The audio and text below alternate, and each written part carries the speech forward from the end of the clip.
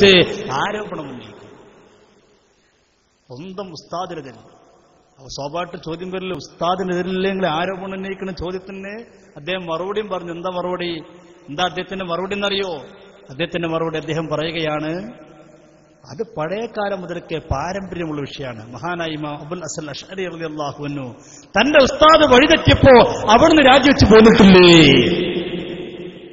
ആരാണ് അബുൽ ഹസൻ അശ്അരി തങ്ങളുടെ ഉസ്താദ്? ഉസ്താദ് സുന്നിയായിരുന്നില്ല, ജുബ്ബായി എന്ന് പറയുന്ന മുഅ്തസിലി പണ്ഡിതനായിരുന്നു. അതുകൊണ്ടാണ് അബുൽ ഹസൻ അശ്അരി റളിയല്ലാഹു അൻഹു രാജിവെച്ച് പോകുന്നത്. ആ ജുബ്ബായിയോടാണ്, കടുത്ത ബിദ്ഈ പണ്ഡിതനോടാണ് ശൈഖുനാ ശംസുൽ ഉലമയെ ഉപമപ്പെടുത്തിയത്. ശംസുൽ ഉലമയെ തുല്യപ്പെടുത്തുന്ന ആരോടാ? ജുബ്ബായി എന്ന് പറയുന്ന മുഅ്തസിലി പണ്ഡിതനോട്. കേൾക്കും നിങ്ങൾ അദ്ദേഹം പറയുന്നത് കേൾക്കുന്നു. പ്രിയപ്പെട്ട സഹോദരന്മാരെയും ഞാൻ പറയാം, യഥാർത്ഥത്തിൽ ഇ കെ അബൂബക്കർ മുസ്ലിയാരുടെ പെട്ടെന്നുള്ള നിലപാട് മാറ്റം, അതായത് സമസ്തയുടെ ഔദ്യോഗിക നിലപാടിന്റെ വിരുദ്ധമായി അദ്ദേഹം അന്നത്തെ മുസ്ലിം ലീഗിന്റെ രാഷ്ട്രീയ താൽപര്യ നിലപാടിലേക്ക് അദ്ദേഹം പോവുകയും ആ നിലപാടിലേക്ക് സമസ്തയെ കൊണ്ടുപോകാൻ ശ്രമിക്കുകയും ചെയ്തപ്പോൾ സമസ്ത കേരള ജംഇയ്യത്തുൽ ഉലമയിലെ മുശാവറയിലെ കുറെ ആളുകൾക്ക് അത് രസിച്ചില്ല. സ്വാഭാവികം മാത്രമാണല്ലോ, അല്ലേ? അബുൽ ഹസൻ അശ്അരി റളിയല്ലാഹു അൻഹു അദ്ദേഹത്തിന്റെ ഉസ്താദായിരുന്ന ജുബ്ബായിയുടെ നീക്കം ശരിയല്ലെന്ന് കണ്ടപ്പോഴാണ് അബുൽ ഹസൻ അശ്അരി റളിയല്ലാഹു അൻഹു അദ്ദേഹത്തിനെതിരെ ശക്തമായി രംഗത്ത് വന്നത്, സ്വന്തം ഉസ്താദിനെതിരെ രംഗത്ത് വന്നത്. അപ്പൊ അതൊക്കെ ചരിത്രപരമായി ആവശ്യമുള്ള കാര്യമായിരുന്നു എന്നതുകൊണ്ട് അന്ന് സമസ്ത കേരള ജംഇയ്യത്തുൽ ഉലമയുടെ ഈ പോക്ക് യഥാർത്ഥത്തിൽ സുന്നിക്ക് ക്ഷീണം ചെയ്യും, സുന്നത്ത് ജമാഅത്തിന് ക്ഷീണം ചെയ്യുമെന്ന് കണ്ടപ്പോൾ സമസ്തയെ ഇനി രക്ഷപ്പെടുത്തിയേ പറ്റുകയുള്ളൂ എന്ന് തീരുമാനിച്ചു. ആ തീരുമാനത്തിന്റെ ഭാഗമായിട്ട് ഇവിടെ എന്ത് സംഭവിച്ചു എന്ന് ചോദിച്ചാൽ, പിന്നീട് സമസ്ത കേരള ജംഇയ്യത്തുൽ ഉലമ നിയമാനുസൃതം പുനഃസംഘടിപ്പിക്കപ്പെട്ടു. കണ്ടോ എന്താ പറഞ്ഞത്? ശംസുൽ ഉലമയുടെ പോക്ക് ശരിയായില്ല, അത് സുന്നിക്ക് ക്ഷീണം ചെയ്യുന്ന പോക്കായിരുന്നു. ശംസുൽ ഉലമയുടെ പോക്ക് സുന്നത്ത് ജമാഅത്തിന് ക്ഷീണം ചെയ്യുന്ന പോക്കാണെന്ന് കണ്ടപ്പോ സമസ്തയെ രക്ഷപ്പെടുത്താൻ വേണ്ടി സമസ്തയെ നിയമാനുസൃതം പുനഃസംഘടിപ്പിക്കപ്പെട്ടു. അപ്പൊ വേറൊരാള് വരക്കൽ മുല്ലക്കോയ തങ്ങളുണ്ടാക്കിയ സമസ്ത ശരിയല്ലെന്ന് പറഞ്ഞ് വേറൊരാൾ പറഞ്ഞു പുതിയ സമസ്ത ഉണ്ടായിക്കോളി. ആരാണ് പറഞ്ഞാള്? ഈ അടുത്ത കാലത്താണ് അയാൾ മരിച്ചത്. അരവിന്ദാശാം മേനോൻ എന്ന് പറയുന്ന ഒരു വക്കീൽ പറഞ്ഞു, ഇനി നിങ്ങൾ ഈ സമസ്ത കൊണ്ട് നടക്കണ്ട, നിങ്ങൾ പുതിയൊരു സമസ്ത ഉണ്ടാക്കിക്കോളൂ. നമ്മളെ സംസ്ഥയുടെ സ്ഥാപകനാരാ? മഹാനായ വരക്കൽ മുല്ലക്കോയ തങ്ങൾ. ഇവരുടെ സംസ്ഥയുടെ സ്ഥാപകനാരാ? അരവിന്ദാശാം മേനോൻ. അദ്ദേഹം പറഞ്ഞു, നിങ്ങൾ പുതിയ സംസ്ഥ ഉണ്ടായിക്കൊടുഞ്ഞാൽ അതാണ് നല്ലത്. നമ്മൾ അറിയണം. എന്നിട്ട് ആർക്ക് രസിച്ചില്ല? സംസ്ഥയിലെ കുറെ പേർക്ക് രസിച്ചില്ല. ആരെ കുറെ പേരെന്നില്ല, കേവലം 6 ആൾക്ക്. സമസ്ത കേരള ജംഇയ്യത്തുൽ ഉലമയിൽ സ്വാഭാവികമായിട്ടും 40 പേരാണ് മുശാവറയിലുണ്ടാകാറുള്ളത്. എന്നാൽ ഇവരെ കൂടെ പുറത്തിറങ്ങിപ്പോകാനുണ്ടായത് കേവലം 6 പേരാണ്. ഈ 6 പേര് കൂടിക്കൊണ്ട് പറഞ്ഞു 34 ആളുകളെ പോക്ക് ശരിയല്ല, ആ സമസ്ത ഞങ്ങൾ പിരിച്ചുവിട്ടു, പുതിയ സമസ്ത ഞങ്ങൾ ഉണ്ടാക്കി. നിങ്ങൾ ആലോചിച്ച് നോക്കി, 34 സ്വീകരിക്കേണ്ടത് 6 സ്വീകരിക്കേണ്ടത്. ഈ 6 പേര് ആരാ? അതും കൂടി പഠിക്കണം. ഒന്ന് സാക്ഷാൽ കാന്തപുരം എ പി അബൂബക്കർ മുസ്ലിയാർ. അദ്ദേഹമാരാ? അദ്ദേഹത്തിന്റെ ഉസ്താദാരാ? K K Hazrat. ഇപ്പുറത്താണ് കെ കെ ഹസ്രത്ത്, ഇപ്പുറത്താണുള്ളത്. കെ കെ ഹസ്രത്തിന്റെ ഉസ്താദാരാ? ശൈഖുനാ ശംസുൽ ഉലമ ഇ കെ ഉസ്താദ്. ഇപ്പുറത്ത് ശംസുൽ ഉലമ ഉസ്താദാരാ? കണ്ണേത്ത് ഉസ്താദ്. ഇപ്പുറത്ത് സ്വന്തം ഉസ്താദ് ഇപ്പുറത്ത്, ഉസ്താദിന്റെ ഉസ്താദ് ഇപ്പുറത്ത്, ഉസ്താദിന്റെ ഉസ്താദ് ഇപ്പുറത്ത്. അപ്പൊ ഒരു കുട്ടി പറയാണ്, ഉസ്താദിന്റെ പോക്കും ശരിയല്ല, ഉസ്താദിന്റെ പോക്കും ശരിയല്ല, ഉസ്താദിന്റെ പോക്കും ശരിയല്ല. ഒരു വീട്ടില് വാപ്പിയും വല്യപ്പയും പേരക്കുട്ടികളുണ്ട്. അപ്പൊ ഒരു കുട്ടി പറയാണ്, എന്റെ വാപ്പി ശരിയല്ല, വാപ്പാന്റെ വാപ്പി ശരിയല്ല, വാപ്പാന്റെ വാപ്പ വല്യപ്പയും ശരിയല്ല. അതുകൊണ്ട് ഞാൻ ഇനി തറവാട്ടിൽ നിൽക്കൂല, മുറ്റത്ത് പുതിയൊരു തറവാടുണ്ടാക്കണം. എന്റെ കുസൃതി കുട്ടി ഇറങ്ങിപ്പോയിട്ട് പുതിയൊരു പെരണ്ടാക്കിയാൽ ആ പെരയ്ക്ക് എത്ര ആൾ പോകും? അതെവിടെ ഉണ്ടായിട്ടുള്ളൂ? മഹാനായ കണ്ണിയത്ത് ഉസ്താദ് ഒരു ഭാഗത്ത്, ശംസുൽ ഉലമയെ പോലെയുള്ള കെ അസ്ഹറത്തിനെ പോലെയുള്ള മഹാരഥന്മാരായ മഹാപണ്ഡിതന്മാർ ഭാഗത്ത് നിൽക്കുമ്പോ കേവലം 6 ആളുകൾ ഇവരുടെ ശിഷ്യന്മാരോ ആയ ആളുകൾ മറുഭാഗത്ത് പോയിട്ട് കണ്ണിയത്ത് ഉസ്താദ് ശരിയല്ല, ശംസുൽ ഉലമ ശരിയല്ല എന്ന് പറഞ്ഞിട്ട് പുതിയ പ്രസ്ഥാനം ഉണ്ടാക്കിയാൽ എങ്ങനെയാണ് എന്റെ പ്രിയപ്പെട്ടവരെ അത് ഉൾക്കൊള്ള ഒരു വിശ്വാസം കഴിയുക? ഇത് നമ്മൾ വേണ്ടാന്ന് പറയണ്ടേ? ഇത് നമ്മൾ ചെയ്യുന്നുള്ളൂ. ഇത് പച്ചമാംസം നിന്നല്ല, തിന്നതൊക്കെ ഛർദ്ദിക്കുന്നവരോട് പറയാൻ നമ്മൾ ചെയ്യണ്ടേ? എത്ര ദുഃഖകരമായ അവസ്ഥകൾ കേരള മുസ്ലിങ്ങൾ സുന്നികൾ എത്ര ഐക്യത്തോടെ പോരുന്ന കാലഘട്ടത്തിലല്ലേ ഭിന്നിപ്പോട്ട് കിടന്നത്? എന്തിന്റെ പേരിൽ ശംസുൽ ഉലമ വിദ്യാർത്ഥിപരമായി വേദി പങ്കിട്ടെന്ന് പറഞ്ഞിട്ട്? എന്നാൽ ഈ പറഞ്ഞ ആളുകൾ പിന്നെന്താ ചെയ്തത്? ഇത് പറഞ്ഞ ആളുകൾ, നിങ്ങൾ ശ്രദ്ധിക്കണം, ഇത് പറഞ്ഞ ആളുകൾ നേരെ കുവൈത്തിലേക്ക് പോയില്ലേ? കുവൈത്തിൽ പോയിട്ട് എന്താ ചെയ്തത്? കുവൈത്തിൽ പോയിട്ട് ഒരു ഭാഗത്ത് മുജാഹിദിന്റെ നേതാവ് ഇരിക്കുന്നു, ഒരു ഭാഗത്ത് ജമാഅത്ത് ഇസ്ലാമിന്റെ നേതാവ് നിൽക്കുന്നു. മുജാഹിദിന്റെയും ജമാഅത്തിന്റെയും നേതാക്കന്മാരെ അപ്പുറത്തും ഇപ്പുറത്തും നിർത്തിക്കൊണ്ട് പത്രക്കാരെ മുന്നിൽ ഫോട്ടോക്ക് പോസ്റ്റ് ചെയ്ത് കൊടുക്കുന്നു. നോക്കൂ നിങ്ങൾ, ആ ഫോട്ടോ നോക്കൂ നിങ്ങൾ. ആ വൃത്തത്തിൽ കാണുന്ന ആരാ? സാക്ഷാൽ കാന്തപുരം വി പി ബുക്കർ മുസ്ലിയാർ. അതിനപ്പുറത്താരാ? മുജാഹിദ് നേതാവ്. ഇപ്പുറത്താരാ? ജമാഅത്ത് ഇസ്ലാം നേതാവ്. അപ്പൊ എന്താ പ്രശ്നം? കുവൈത്തിൽ ചെന്നപ്പോൾ അവിടുത്തെ നാദിർ നൂരി എന്ന് പറയുന്ന കുവൈത്തിലെ അറബി പണ്ഡിതൻ പറഞ്ഞു, നിങ്ങൾക്ക് കാശ് കിട്ടുന്നോ പിരിവിന് പോയതാ, പിരിവ് ഞങ്ങൾ തരണമെങ്കിൽ ഇവിടെ നിങ്ങൾ ഈ പ്രശ്നമൊന്നും പറയാൻ പാടില്ല, ഇവിടെ നിങ്ങൾ മുജാഹിദും സുന്നിയൊക്കെ ജമാഅത്തൊക്കെ ഒറ്റക്കെട്ടായി നിൽക്കണം. സ്ഥാനം ആയിക്കോട്ടെ, പൈസ തരൂലേ, ഞമ്മളൊന്നോളാറുണ്ട്. ആ മുജാഹിദ് അപ്പുറത്ത് കിട്ടില്ല, ആ മുപ്പര് മുജാഹിദ് അപ്പുറത്തോട്ടെ, ജമാഅത്ത് ഒരു പുറത്തുനിന്നോട്ടെ, ഞാൻ അള്ളുന്നോളാം. എല്ലാവരും ഒരു മുപ്പര് നിന്ന് കൊടുത്തു. പത്രക്കാരും കൂടി ഫോട്ടോക്ക് വേണ്ടി പോസ്റ്റ് ചെയ്തെടുത്ത് പത്രക്കാർ ഫോട്ടോ എടുത്തു. ഒരു കുഴപ്പമില്ല. ശംസുൽ ഉലമ എന്തിനാണ് മുതലക്കുളം മൈതാനിയിൽ നദ്വി സാഹിബിന് കൂടെ വേദി പങ്കിട്ടത്? കേവലം ഒരു പിരിവിന് വേണ്ടിയല്ല, ഈ മുസ്ലിമിന്റെ ശരീഅത്ത് സംരക്ഷിക്കാൻ വേണ്ടി. ശരീഅത്തില്ലെങ്കിൽ പിന്നെന്ത് കൈകെട്ടലാണ്, പിന്നെന്ത് ഖുനൂത്താണ്, എന്ത് തറാവിയാണ്, എന്ത് കൂട്ടുപ്രാർത്ഥനയാണ്, എല്ലാം ഇവിടെ ഉണ്ടാകണമെങ്കിൽ ശരീഅത്ത് വേണ്ടി. ഈ ശരീഅത്തിന്റെ സംരക്ഷണത്തിന് വേണ്ടി ശംസുൽ ഉലമ നദ്വി സാഹിബിന്റെ കൂടെ വേദി പങ്കിട്ടു എന്നതിന്റെ പേരിൽ ശംസുൽ ഉലമക്ക് സുന്നത്ത് ജമാഅത്തിൽ സ്പിരിറ്റിൽ എന്ന് പറഞ്ഞ ആളുകൾ, ശംസുൽ ഉലമ സമസ്തയുടെ വഴിതെറ്റിപ്പോയി എന്ന് പറഞ്ഞ ആളുകൾ, നോക്കൂ നിങ്ങൾ ആരെ കൂടെയാണ് നിൽക്കുന്നത്? ജമാഅത്തെ ഇസ്ലാമിന്റെയും മുജാഹിദിന്റെയും കൂടെ അപ്പുറത്തും ഇപ്പുറത്തും അവരെ നിർത്തി ഒരു മടിയില്ല നിൽക്കുന്നു. എന്താ പ്രശ്നം? ശരീഅത്ത് സംരക്ഷിക്കാനല്ല, സ്വന്തം ശരീരം സംരക്ഷിക്കാൻ. പിരിവാണ്, അതിന് കുഴപ്പമില്ല, ഒരു പ്രശ്നമില്ല. നോക്കൂ നിങ്ങൾ, ഒരു കുഴപ്പമില്ല. അത് അവിടെ മാത്രമല്ല, എത്ര സ്ഥലത്ത്. തിരുരങ്ങാടിലൊന്നോ അന്ന് തിരുരങ്ങാടിൽ അറബികൾ വന്നപ്പോൾ അറബികളെ കൂടെ മുജാഹിദിന്റെ പണ്ഡിതനുണ്ട്, ജമാഅത്ത് ഇസ്ലാമിന്റെ പണ്ഡിതന്മാരുണ്ട്. അവരെ കൂടെ അദ്ദേഹം പോയിരിക്കുന്നു ഭക്ഷണം കഴിക്കാൻ. നോക്കൂ നിങ്ങൾ, ഷരീഫ് മൗലവി ഉൾപ്പെടെയുള്ള ജമാഅത്ത് ഇസ്ലാമിന്റെ നേതാക്കന്മാർ, മുജാഹിദ് നേതാക്കന്മാർ അപ്പുറത്തും ഇപ്പുറത്തും ഇരുത്തി അറബികളെ കൂടെ മുപ്പര് ഭക്ഷണം കഴിക്കുന്നു. കാരണം എന്താ? ശരീര സംരക്ഷണമാണ്, കുഴപ്പമില്ല, ശരീഅത്ത് സംരക്ഷിക്കാനാണ് പറ്റില്ല. പിന്നെ അന്ന് വേറെ പ്രശ്നം പറഞ്ഞെന്താ? പാണക്കാട്ടെ തങ്ങളപ്പാണ് ശംസുൽ ഉലമ. പാണക്കാട്ടെ തങ്ങളാരാ? സ്ത്രീകളുമായി വേദി പങ്കിടുന്ന ആളാണ്. തങ്ങൾക്കുള്ള പ്രശ്നം, തങ്ങൾ രാഷ്ട്രീയ പാർട്ടിയുടെ നേതാവ് കൂടിയ സ്ഥിതിക്ക് ചില വേദികളിലൊക്കെ അങ്ങനെ സംഭവിച്ചു പോകാറുണ്ട്. ആ പേരും പറഞ്ഞിട്ട് പാണക്കാട്ടെ തങ്ങളെ ആക്ഷേപിച്ച ആളുകൾ. പിന്നെ നമ്മൾ കണ്ടെന്താ? അവരെ തങ്ങളും വേദി പങ്കിടുന്നു, ഒരു കുഴപ്പമില്ല. അവരെ തങ്ങൾ വേദി പങ്കിട്ട് നോക്കൂ നിങ്ങൾ. സയ്യിദ് ഇബ്രാഹിം ഖലീൽ ബുഖാരി തങ്ങൾ ആരെ കൂടെയാണ് ഇരിക്കുന്നത്? തങ്ങൾ അതേ വേദി നോക്കുന്നു, 2 സ്ത്രീകളാണ്, ഒരു കുഴപ്പമില്ല. പാണക്കാട്ടെ തങ്ങൾ ഇരുന്നപ്പോൾ സുന്നത്ത് ജമാഅത്തിന് കോട്ടം തട്ടി, ഖലീൽ ബുഖാരി തങ്ങൾ ഇരുന്നപ്പോഴോ സുന്നത്ത് ജമാഅത്ത് നന്നായി. ഇനി ഇവരെ കൂട്ടത്തിലെ ഒരു ഉജ്ജ്വല വാഗ്മിയും പ്രഭാഷകനും കണ്ടോളൂ നിങ്ങൾ. അദ്ദേഹം എവിടെയാണ് നിൽക്കുന്നത്? അദ്ദേഹം സുന്നത്ത് ജമാഅത്ത് ശക്തിപ്പെടുത്താൻ വേണ്ടി കൈപിടിച്ചിട്ട് നിൽക്കുന്നത് ആരപ്പം? ഒരു ചേച്ചിന്റെ ഒപ്പം. കണ്ടില്ലേ? മനുഷ്യ ചങ്ങല തീർത്തിരിക്കുക. മനുഷ്യ ചങ്ങല. എന്തിനാണ് മനുഷ്യ ചങ്ങല? സുന്നത്ത് ജമാഅത്ത് സംരക്ഷിക്കാൻ. ആ മൂലൊരു തലയെക്കെട്ടും കെട്ടിട്ട് കൈ പിടിച്ച കൈ എവിടെയൊക്കെ നിങ്ങൾ? ഒരു കുഴപ്പമില്ല. ആരാണത്? മുള്ളൂർക്കര മുഹമ്മദ് അലി സഖാഫി. പത്ര കട്ടിങ്ങാണത്. ഞാനിവിടെ നിങ്ങളുടെ ഫോട്ടോ അല്ല, മാതൃഭൂമിയുടെ പത്ര കട്ടിങ്ങാണ് നിങ്ങളെ കാണുന്നത്.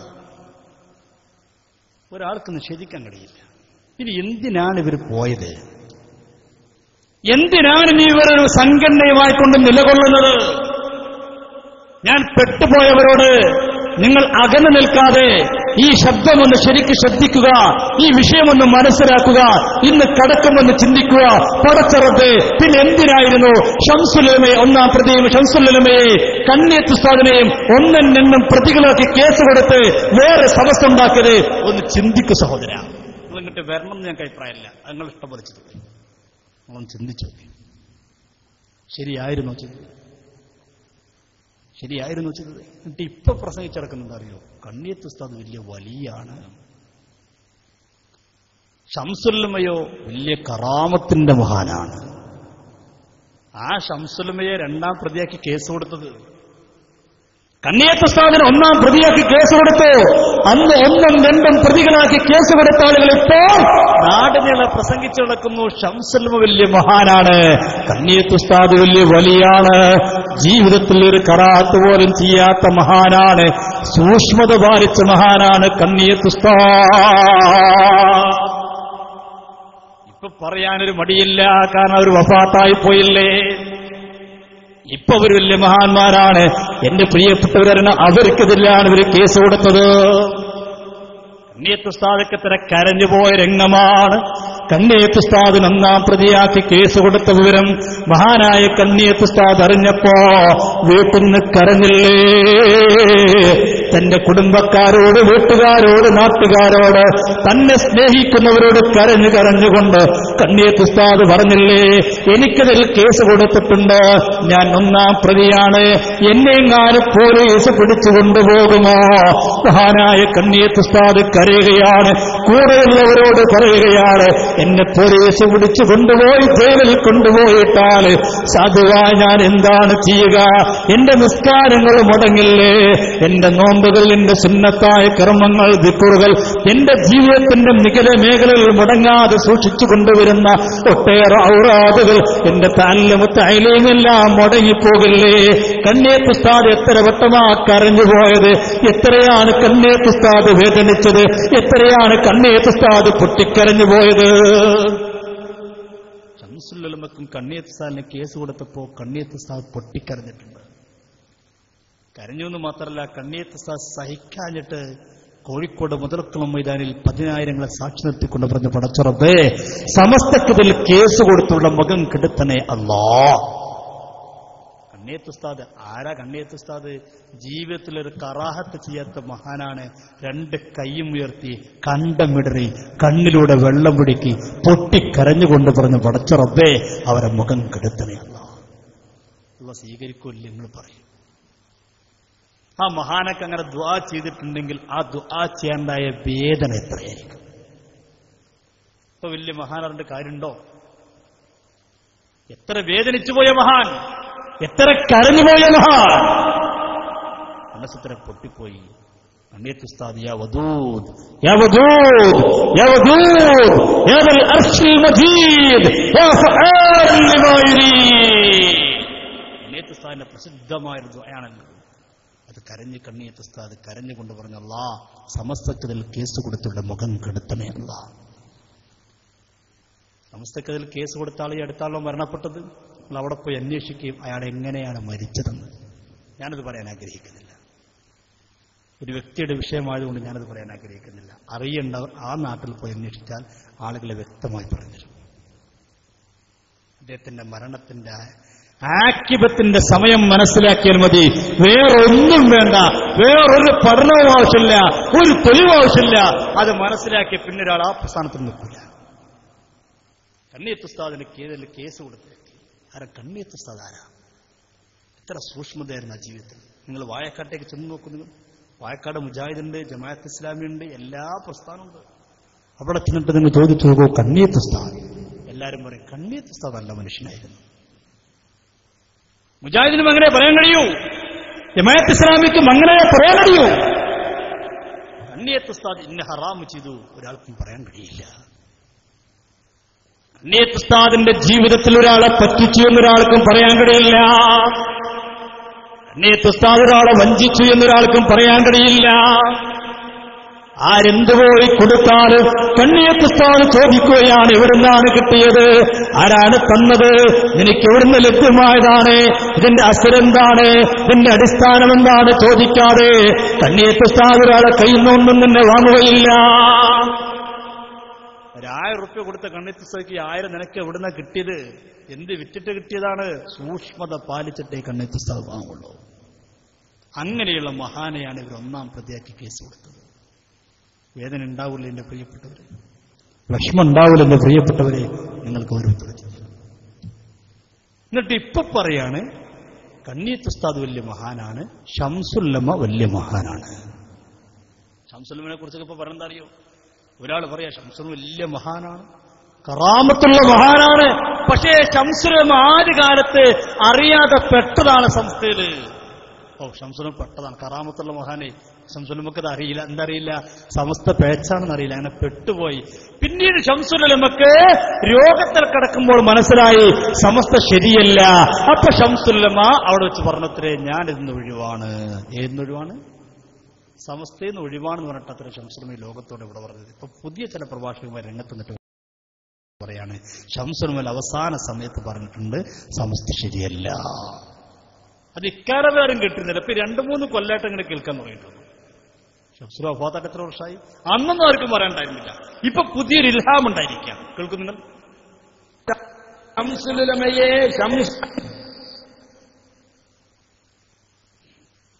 പ്രൊട്ടക്ഷൻ കൊടുക്കുകയും കാവൽ നിൽക്കുകയും ചെയ്ത കാന്തപുരം ഉസ്താദിൽ നിന്ന് അടർത്തി മാറ്റി തങ്ങളുടെ അസൂയയും അഹന്തയും തങ്ങളുടെ കാപട്യങ്ങളും ചെലവാക്കാൻ മുസ്ലിം സമുദായത്തിൽ വ്യക്തിത്വമുള്ള ഒരു പണ്ഡിതൻ ആവശ്യമാണ് എന്ന് മനസ്സിലാക്കി ആ ശംസുലമയെ ബലിയാടാക്കുകയായിരുന്നു ഈ കക്ഷികൾ. ഇത് ശരിക്കും മനസ്സിലാക്കിയത് ആരാണ്? എസ്കക്കാരന്റെ ഭാഷയിൽ തന്നെ ഞാൻ പറയട്ടെ, കറാമത്തുള്ള പണ്ഡിതനായ ശംസുൽ ഉലമ. ആര്? കറാമത്തുള്ള പണ്ഡിതനായ ശംസുൽ ഉലമ. ഇതാരാ പ്രസംഗിക്കുന്നത്? അവരുടെ നേതാവാണ്. എന്താ പറയുന്നത് ശംസുൽ ഉലമയെ കുറിച്ച്? കറാമത്തുള്ള മഹാനാണ് ശംസുൽ ഉലമ. ദൂരെ നിന്നുകൊണ്ട് പ്രയാസപ്പെട്ടുകൊണ്ട് ഈ ശബ്ദം കേൾക്കുന്ന എന്റെ പ്രിയപ്പെട്ട SSFകാരാ, ഞാൻ ചോദിക്കട്ടെ, ഒരു കറാമത്തുള്ള മഹാനോട് നമ്മൾ എങ്ങനെയാ പെരുമാറേണ്ടത്? ഒരു വലിയനോട് എങ്ങനെയാ പെരുമാറേണ്ടത്? ആദരവോടുകൂടെയല്ലേ, ബഹുമാനത്തോടുകൂടല്ലേ, വളരെ താഴ്മയോടുകൂടെയല്ലേ പെരുമാറേണ്ടത്? എന്നാൽ നിങ്ങൾ അറിയണം, ആ ശംസുല്ലമക്കെതിരിലല്ലേ നിങ്ങൾ 2ാം പ്രതിയാക്കി കേസ് കൊടുത്തത്. ഒരു വലിയ നാകണ്ട, ഒരു സാധാ മനുഷ്യന്, ഒരു സാധുവിന് ഒരു കാരണമില്ലാതെ അയാളെ പ്രതിയാക്കുന്നതിന് വിധി എന്താ?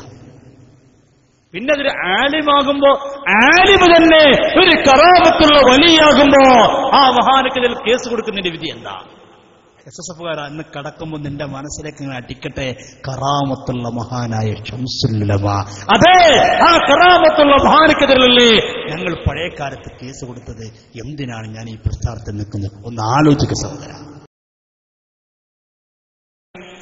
ആ ശംസുൽ ഉലമയുടെ പോക്ക് ശരിയല്ല, ശംസുൽ ഉലമയുടെ പോക്ക് ശരിയല്ല, EK വിഭാഗം ശരിയല്ല എന്ന് പറഞ്ഞിട്ടല്ലേ മഹല്ലിൽ ഇടച്ചുമരി വെച്ചത്.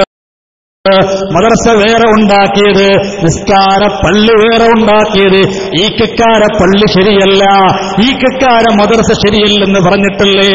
എന്നാൽ ഇപ്പോൾ അവർ പറയുന്നു ശംസുലിയുടെ പേരും പറഞ്ഞ് ഒരു മഹല്ലിലും ഇനി പ്രശ്നമുണ്ടാക്കിക്കൂടാ. അങ്ങനെയുള്ള പണ്ഡിതന്മാരുടെ ജീവിതത്തിൽ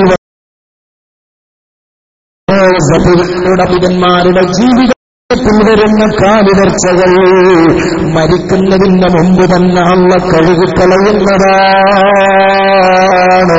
ഓ മുസ്ലിംകളെ, മഹാനായ ശംസുൽ ഉലമയുടെ പേരും പറഞ്ഞ് ഇനിയൊരു മുസ്ലിമിന്റെ രക്തം ഈ രാജ്യത്ത് ചിന്താൻ പാടില്ല. ശംസുൽ ഉലമയുടെ പേരും പറഞ്ഞുകൊണ്ടൊരു മഹല്ലത്തിലും ഇനി അടിയുണ്ടാകാൻ പാടില്ല. ആരാ അടിയുണ്ടാക്കിയത്? നമ്മളാണോ? ശംസുൽ ഉലമ ശരിയല്ല, ഈക്കക്കാര് ശരിയല്ല, ഈക്കക്കാര മദ്രസ ശരിയല്ല, ഈക്കക്കാര പള്ളി ശരിയല്ല എന്ന് പറഞ്ഞ് നാട്ടിലുടനീളം പ്രശ്നമുണ്ടാക്കിയ നമ്മളാണോ? ഇപ്പോൾ അദ്ദേഹം പറയുകയാണ് കർണാടകയിൽ പോയി തട്ടിവിടുകയാണെന്ന്. ശംസുല്ലുമിന്റെ പേരും പറഞ്ഞ് പ്രശ്നമുണ്ടാക്കണ്ട.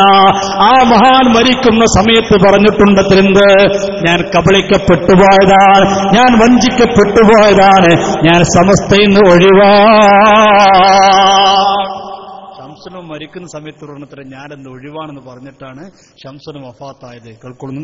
കാരണം മരിക്കുന്നതിന് മുമ്പ് മഹാനായ ശംസുലുലമ ഈ രാജ്യത്തെ മുസ്ലിങ്ങളോട് ഞാനിതിൽ നിന്ന് ഒഴിവാണ് എന്ന കാര്യം പറഞ്ഞുകൊണ്ടാണ് അവിടുന്ന് മരിച്ചുപോയത്. താൻ കബളിപ്പിക്കപ്പെടുകയായിരുന്നു, താൻ വഞ്ചിക്കപ്പെടുകയായിരുന്നു, താൻ കബളിപ്പിക്കപ്പെടുകയായിരുന്നു, വഞ്ചിക്കപ്പെടുകയായിരുന്നു. തന്റെ കൂടെയുള്ളവർ തന്നെ ചതിച്ചത് കൊണ്ടാണ് ഞാൻ സമസ്തയിൽ നിന്ന്, അല്ലെങ്കിൽ ഞാൻ ഏപ്പിന്റെ കൂടെ പോണ്ട ആളായിരുന്നു എന്ന് പറഞ്ഞ അവസാന സമയം സമസ്തയിൽ നിന്ന് വ്യാജുവെച്ചിട്ടാണ് ശംസുലമ ഈ ലോകത്തോട് ഇവിടെ പറഞ്ഞത്. നമ്മുടെ അടുത്ത കാലത്ത് കേട്ടിരുന്നില്ല. അപ്പൊ പുതിയ ഇൽഹാം ഉണ്ടായതാണ്. ഈ കളവ് നാട്ടിലൂടെ പറഞ്ഞിടക്കുമ്പോൾ തിരുത്തി കൊടുക്കണ്ടേ നമ്മൾ? എന്നവർ പറയട്ടെ, ശംസുലമ ആരോടാ പറഞ്ഞത്? മമ്പാട്ടുകാരനായി സക്കാത്തോടെ ഫോം വിളിച്ചു പറഞ്ഞതാണോ? ഹോസ്പിറ്റലിന്റെ കിടക്കയിൽ കിടക്കുന്ന ശംസുലുലമ അവിടുന്ന് വിളിച്ചു പറഞ്ഞോ ഞാനിങ്ങനെ ഒഴിവാണെന്ന്? ആരോടത് പറഞ്ഞത്? എന്റെ പ്രിയപ്പെട്ട മുസ്ലിമീങ്ങളെ, ആളുകളെ വഞ്ചിക്കുകയാണ് ഇവർ ചെയ്യുന്നത്, ആളുകളെ തെറ്റിദ്ധരിപ്പിക്കുകയാണ് ചെയ്യുന്നത്. അപ്പൊ എന്താ പൊട്ടാറിയങ്ങള്? ശംസുലുലമയെ പോലെ ഒരാളപ്പുറത്ത് കാണിക്കാനില്ല. അപ്പൊ പിന്നെന്താ മാർഗം? ശംസുലമയെ സ്വന്തം ആളാക്കി മാറ്റുക. എന്നിട്ട് എന്ത് പറയാ? ശംസുലമയായിരുന്നു ഞങ്ങളുടെ നേതാവ്, എന്നിട്ട് ശംസും പിന്നെ ഒരാൾ ജനറൽ സെക്രട്ടറി ആയതാണ്. അതെവിടെ സംഭവിച്ചുള്ള പ്രശ്നമൊന്നും ഉണ്ടായിട്ടില്ല. നോക്കിക്കോളിങ്ങള്, അതും പറഞ്ഞു കേട്ടോളി.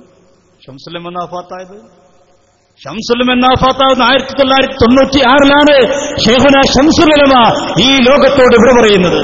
എന്നാ പ്രശ്നം ഉണ്ടാക്കിയത്? 1989 പോയി പുതിയ സംഘടന ഉണ്ടാക്കിയ ആൾക്കാരാണ്. അന്ന് ആ പുതിയ സംഘടന ഉണ്ടാക്കിയപ്പോൾ ജനറൽ സെക്രട്ടറി ശംസുലമ ഇപ്പുറത്ത് ജനറൽ സെക്രട്ടറി, അപ്പുറത്ത് സമാന്തര സംസ്ഥ അരവിന്ദാഷ മേനോന്റെ സമസ്തന്റെ ജനറൽ സെക്രട്ടറിയായി മറ്റാൾ അപ്പുറത്തിരിക്കുന്നു. കണ്ണിയത്ത് സാഹിബ് ഇപ്പുറത്ത് പ്രസിഡന്റായിരിക്കുന്നു, അപ്പുറത്ത് ഉള്ളാളത്തങ്ങളും പ്രസിഡന്റായിരിക്കുന്നു. രണ്ട് സമസ്ത 1989 മുതൽ ഒന്ന് വരക്കൽ മുല്ലക്കോയത്തങ്ങൾ ഉണ്ടാക്കിയ സമസ്തയും ഒന്ന് അരവിന്ദാഷ മേനോൻ ഉണ്ടാക്കിയ സമസ്തയും. മുല്ലക്കോയത്തങ്ങൾ ഉണ്ടാക്കിയ സംസ്ഥയുടെ പ്രസിഡന്റ് കണ്ണിയത്ത് ഉസ്താദ്, ജനറൽ സെക്രട്ടറി ശംസുലുലമ. ഈ സമയത്ത് തന്നെ വേറെ സംസ്ഥവരുണ്ടാക്കി. പക്ഷെ ഇപ്പൊ നാടുകളുടെ പ്രസംഗിക്കണം എന്താ അറിയോ? അങ്ങനൊന്നുമല്ല ചരിത്രം ഉണ്ടായത്. ഇതിന് എങ്ങനെ ഉണ്ടായത്? ശംസുലും വഫാത്തായപ്പോ ആള് വേറെ ഉണ്ടായില്ല. അപ്പോ പിന്നെ കാന്തപുര ഉസ്താദിനെ ജനറൽ സെക്രട്ടറി ആക്കിയതാണ്. കണ്ണിയത്ത് ഉസ്താദ് വഫാത്തായപ്പോ പിന്നെ അവർക്ക് ആള് വേണ്ടേ? അപ്പൊ ഉള്ളാളം ഞങ്ങളെ ഉണ്ടായിരുന്നുള്ളൂ. അപ്പൊ ഉള്ളാളം ഞങ്ങളെ പ്രസിഡന്റ് ആയതാണ്, അല്ലാതെ വേറെ പ്രശ്നമൊന്നും ഉണ്ടായിട്ടില്ല. അപ്പൊ ഇത് നമ്മൾ പറഞ്ഞു കൊടുത്തില്ലെങ്കിൽ ഈ പുതുതലമുറ എന്ത് മനസ്സിലാക്കും? എന്നാ പിന്നെന്താ പ്രശ്നം? ശംസുലമ പോയപ്പോ പിന്നെ വേറെ ആരും കിട്ടിയില്ല, എന്നാ പിന്നെ ഇയാൾ സെക്രട്ടറി കൂടെ, അതിനെന്താ കുഴപ്പം? നോക്കൂ, നിങ്ങൾ കളവ് പറയുന്നതിന്റെ രൂപം കേൾക്കുന്നു. സഹോദരന്മാര്, ഞാൻ താജുലുലമയെ വൈസ് പ്രസിഡന്റായും ഉള്ളാളത്തെ തങ്ങൾ താജുലുലമ വൈസ് പ്രസിഡന്റായും കണ്ണിയത്ത് ഉസ്താദ് പ്രസിഡന്റായി. പ്രസിഡന്റ് വഫാത്തായപ്പോൾ ആ കസേരയിൽ ഇരിക്കുന്നു താജുലുലമ. എന്ത് പ്രസിഡന്റായ കണ്ണിയത്ത് ഉസ്താദ് വഫാത്തായപ്പോ ആ കസേരയിൽ അപ്പ കയറിയിരിക്കുന്നവർ ഉള്ളാളത്തങ്ങൾ അല്ല. കണ്ണിയത്ത് ഉസ്താദിന് കസാരട്ട് ഇപ്പുറത്ത് വരക്കൽ മുല്ലക്കോട്ട് എന്നുള്ള പ്രസിഡന്റ് എന്ന് പറയുന്ന ആ സമസ്തയിലിരിക്കുമ്പോ നിങ്ങൾ അപ്പുറത്തൊരു സമസ്ത ഉണ്ടാക്കി, മേനോന്റെ സമസ്ത, എന്നിട്ട് അതിന് കസാരട്ടിരുന്നുള്ള അതാ പ്രശ്നം. കണ്ണിയത്ത് ഉസ്താദ് ജീവിച്ചിരിക്കുന്ന കാലത്ത് തന്നെ നിങ്ങൾ വേറെ സമസ്ത ഉണ്ടാക്കി പ്രസിഡന്റായിക്കൊണ്ടുള്ള ആളത്തങ്ങൾ അവരോധിച്ചില്ലേ? ഇനി കേട്ടോളൂ ബാക്കി. നീണ്ട കാലം ബഹുമാനപ്പെട്ട താജുലുലമ സമസ്തയുടെ ഉപാധ്യക്ഷനായും അധ്യക്ഷനായും നിലനിന്നത് അവരുടെ നേതൃത്വത്തിലാണ് നാം പ്രവർത്തിക്കുന്നത്. അള്ളാഹു കബൂൽ. കണ്ടിട്ട് കേൾക്കുന്ന ഒരാൾ എന്താ മനസ്സിലാക്കുക? അപ്പൊ കണ്ണിയത്ത് ഉസ്താദ് പ്രസിഡന്റ്, കണ്ണിയത്ത് ഉസ്താദ് വഫാത്തായ ഉള്ളാളത്തങ്ങൾ പ്രസിഡന്റ്, ആ നേതൃത്വത്തിന്റെ കീഴിലാണ് നമ്മളുള്ളത്. ഇനി അടുത്ത് കേട്ടോളൂ. അന്ന് ഈ വലിയ മഹാന്മാരൊക്കെ ഉള്ളപ്പോൾ സമസ്തയുടെ ജനറൽ സെക്രട്ടറിയാണ് ശംസുലുലമ.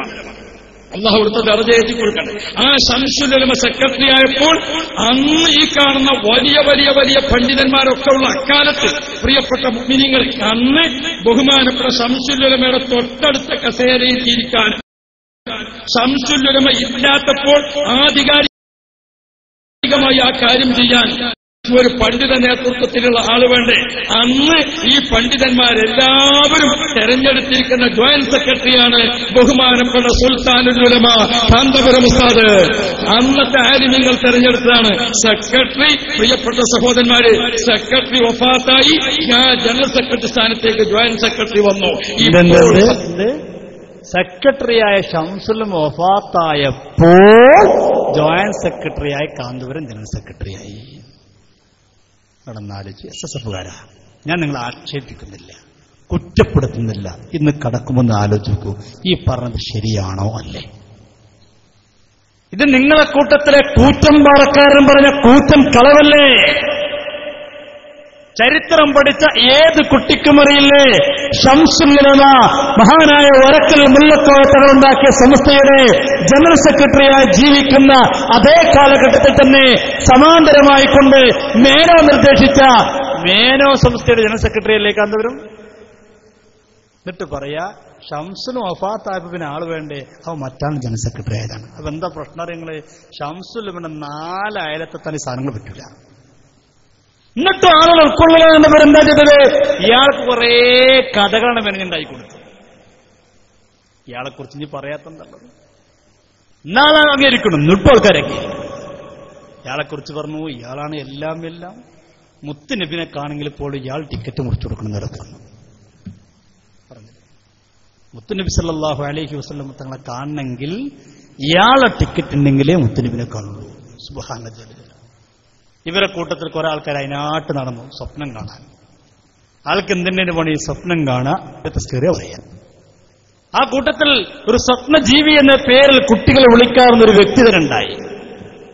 അദ്ദേഹം പറഞ്ഞു, നമ്മളെ കൂട്ടത്തിൽപ്പെട്ട ഒരാള്, EK വിഭാഗത്തിൽപ്പെട്ട ഒരാള്, അയാൾ കുറെ സലാത്തില്ല. എന്തിനാ സലാത്തില്ലത്?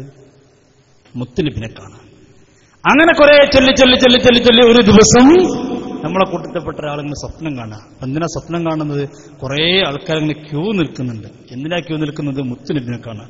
അപ്പൊ ഇയാളും പോയിട്ട് ആ ക്യൂവിൽ നിന്നു. സ്വപ്നത്തിലാണ്. അപ്പൊ റൂമിൽ റസൂലുള്ളാഹിന്നാ കേൾക്കുന്നത്. ആ ക്യൂവിലങ്ങനെ നിന്ന് റൂമിന്റെ അടുക്കലേക്ക് എത്തി തലയിട്ട് നോക്കുമ്പോ അവിടെ മുത്തുനബിയില്ല.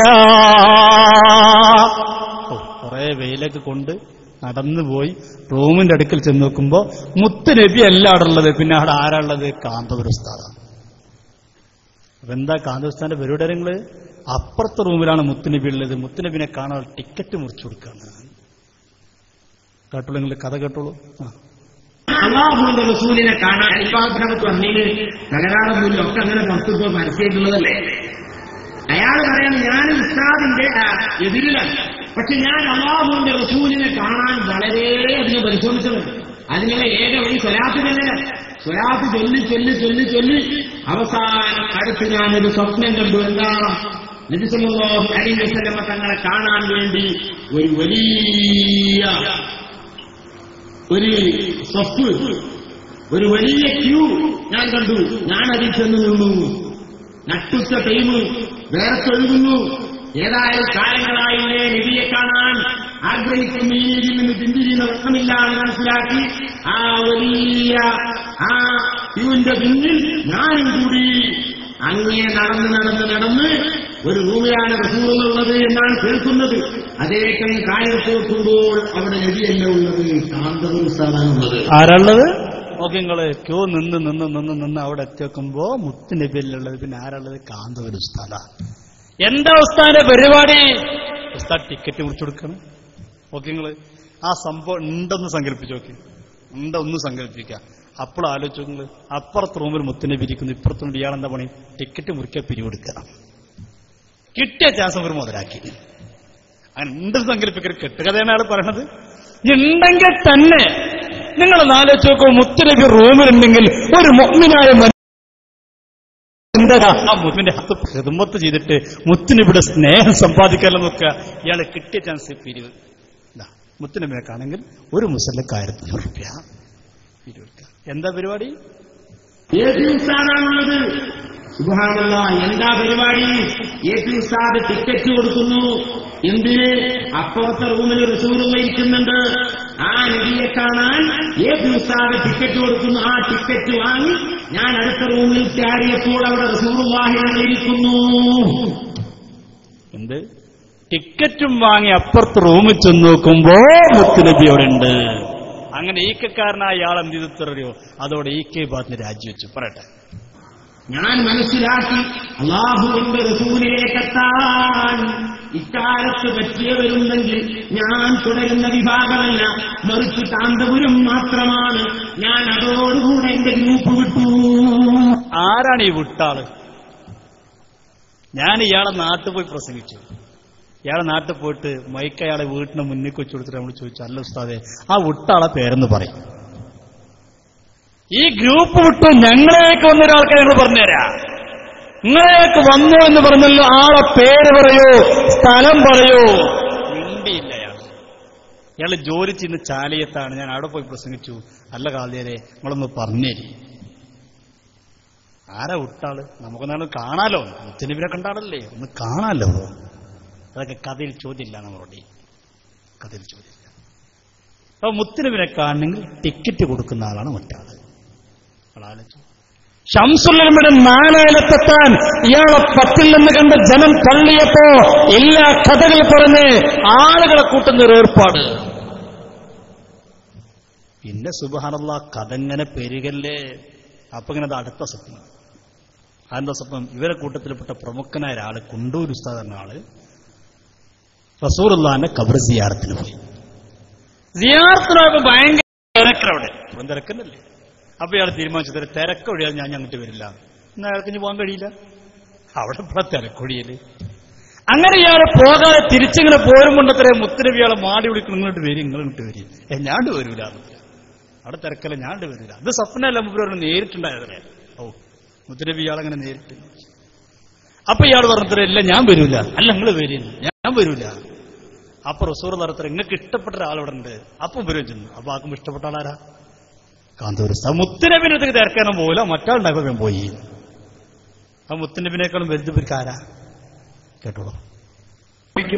ഒക്കെ നല്ലതാണ്. അതിരിക്കട്ടെ, ബഹുമാനപ്പെട്ട കുണ്ടൂർ ഉസ്താദ് ഒരു ആശയക്കാരിയിരുന്നു. ഞാൻ ഉസ്താദിനോട് ചോദിച്ചു, റസൂലുള്ളാഹി സ്വല്ലല്ലാഹു അലൈഹി വസല്ലം തങ്ങൾ നിങ്ങളെ റൗലേക്ക് വിളിച്ചിരുന്നോ? ഒരു സദസ്സെന്നാ ഞാൻ മുപ്പരിങ്ങനെ സ്വപ്നം ഉണ്ടാക്കണം മറ്റുള്ളവടെ. മുപ്പർക്ക് വേദനല്ലോ. മുപ്പര് വെച്ചു, ഞാൻ അങ്ങനെ ചോദിച്ചു മുപ്പരോട്, നിങ്ങൾ വല്ല വിളിച്ചു നമ്മൾ ചോദിക്കാൻ കാത്തിക്ക, ഞാൻ വിളിച്ചിരുന്നു പറഞ്ഞു. എന്നിട്ടോ? അപ്പൊ അറബിയിൽ എന്നോട് മറുപടി പറഞ്ഞു, അതെ വിളിച്ചിട്ടുണ്ട്.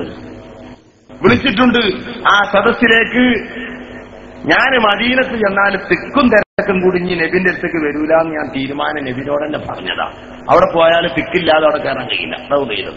അപ്പൊ അങ്ങനെ പറഞ്ഞതാ നബി സല്ലല്ലാഹു അലൈഹി വസല്ലം തങ്ങളോട്. ആ കരാറിലാണ് ഞാൻ നാട്ടിൽ പോന്നീന്. പിറ്റത്തെ ഹജ്ജിന് പോയപ്പോ തിരക്കുള്ള സ്ഥലത്ത് നിന്ന് ഞാൻ അങ്ങോട്ട് മാറി. ബാബുസലാമിലൂടെ ഞാൻ ദൗമയിലേക്ക് പോകാനുള്ള താല്പര്യത്തിൽ ഇങ്ങനെ നോക്കി നിൽക്കുക. പക്ഷേ തിക്കുണ്ടായതുകൊണ്ട് വരൂലാർന്നല്ലേ, പോകാൻ പറ്റൂലല്ലോ. അത് തീരുമാനിച്ചതല്ലേ, നബിയോട് പറഞ്ഞു പോകുന്നതല്ലേ കഴിഞ്ഞ പോക്കിന്. എന്ത് തിക്കും തിരക്കുണ്ടാവും, ഞാൻ ഞങ്ങോട്ട് വരൂല. അപ്പൊ തിരക്കേറെ മുമ്പ് ഇങ്ങനെ മാറിയിക്ക. എന്നിട്ടോ? അപ്പോൾ റസൂലുള്ളാഹി തങ്ങൾ എന്നെ മാടി വിളിച്ചു. സ്വപ്നമല്ല സഹോദരന്മാരെ, കണ്ണങ്ങളെ റസൂലുള്ളാഹിക്ക് അപ്പുറം ഇയാളങ്ങനെ മാടി വിളിച്ചെടുത്തിട്ട് സ്വപ്നമല്ല, അതിലുള്ള കഥ എന്ന് പറയണത്. സ്വപ്നമല്ലേ പറയുന്നത്? എന്നെ മാടി വിളിച്ചു. നിങ്ങൾക്ക് ഇഷ്ടപ്പെട്ടവർ ഇവിടെ ഉണ്ടെന്ന നിലക്ക് റസൂൽ എന്നെ മാടി വിളിച്ചു. ഞാൻ പറഞ്ഞു അവിടെ തിക്കും തിരക്കുമാണ്. കൊണ്ടൂർത്ത പറയാ, അറബിയിൽ എന്നോട് പറഞ്ഞതാ. അപ്പൊ റസൂലുള്ള പറഞ്ഞു, അതിന് പരിഹാരമുണ്ട്, നിങ്ങൾ ഇങ്ങോട്ട് വരിക.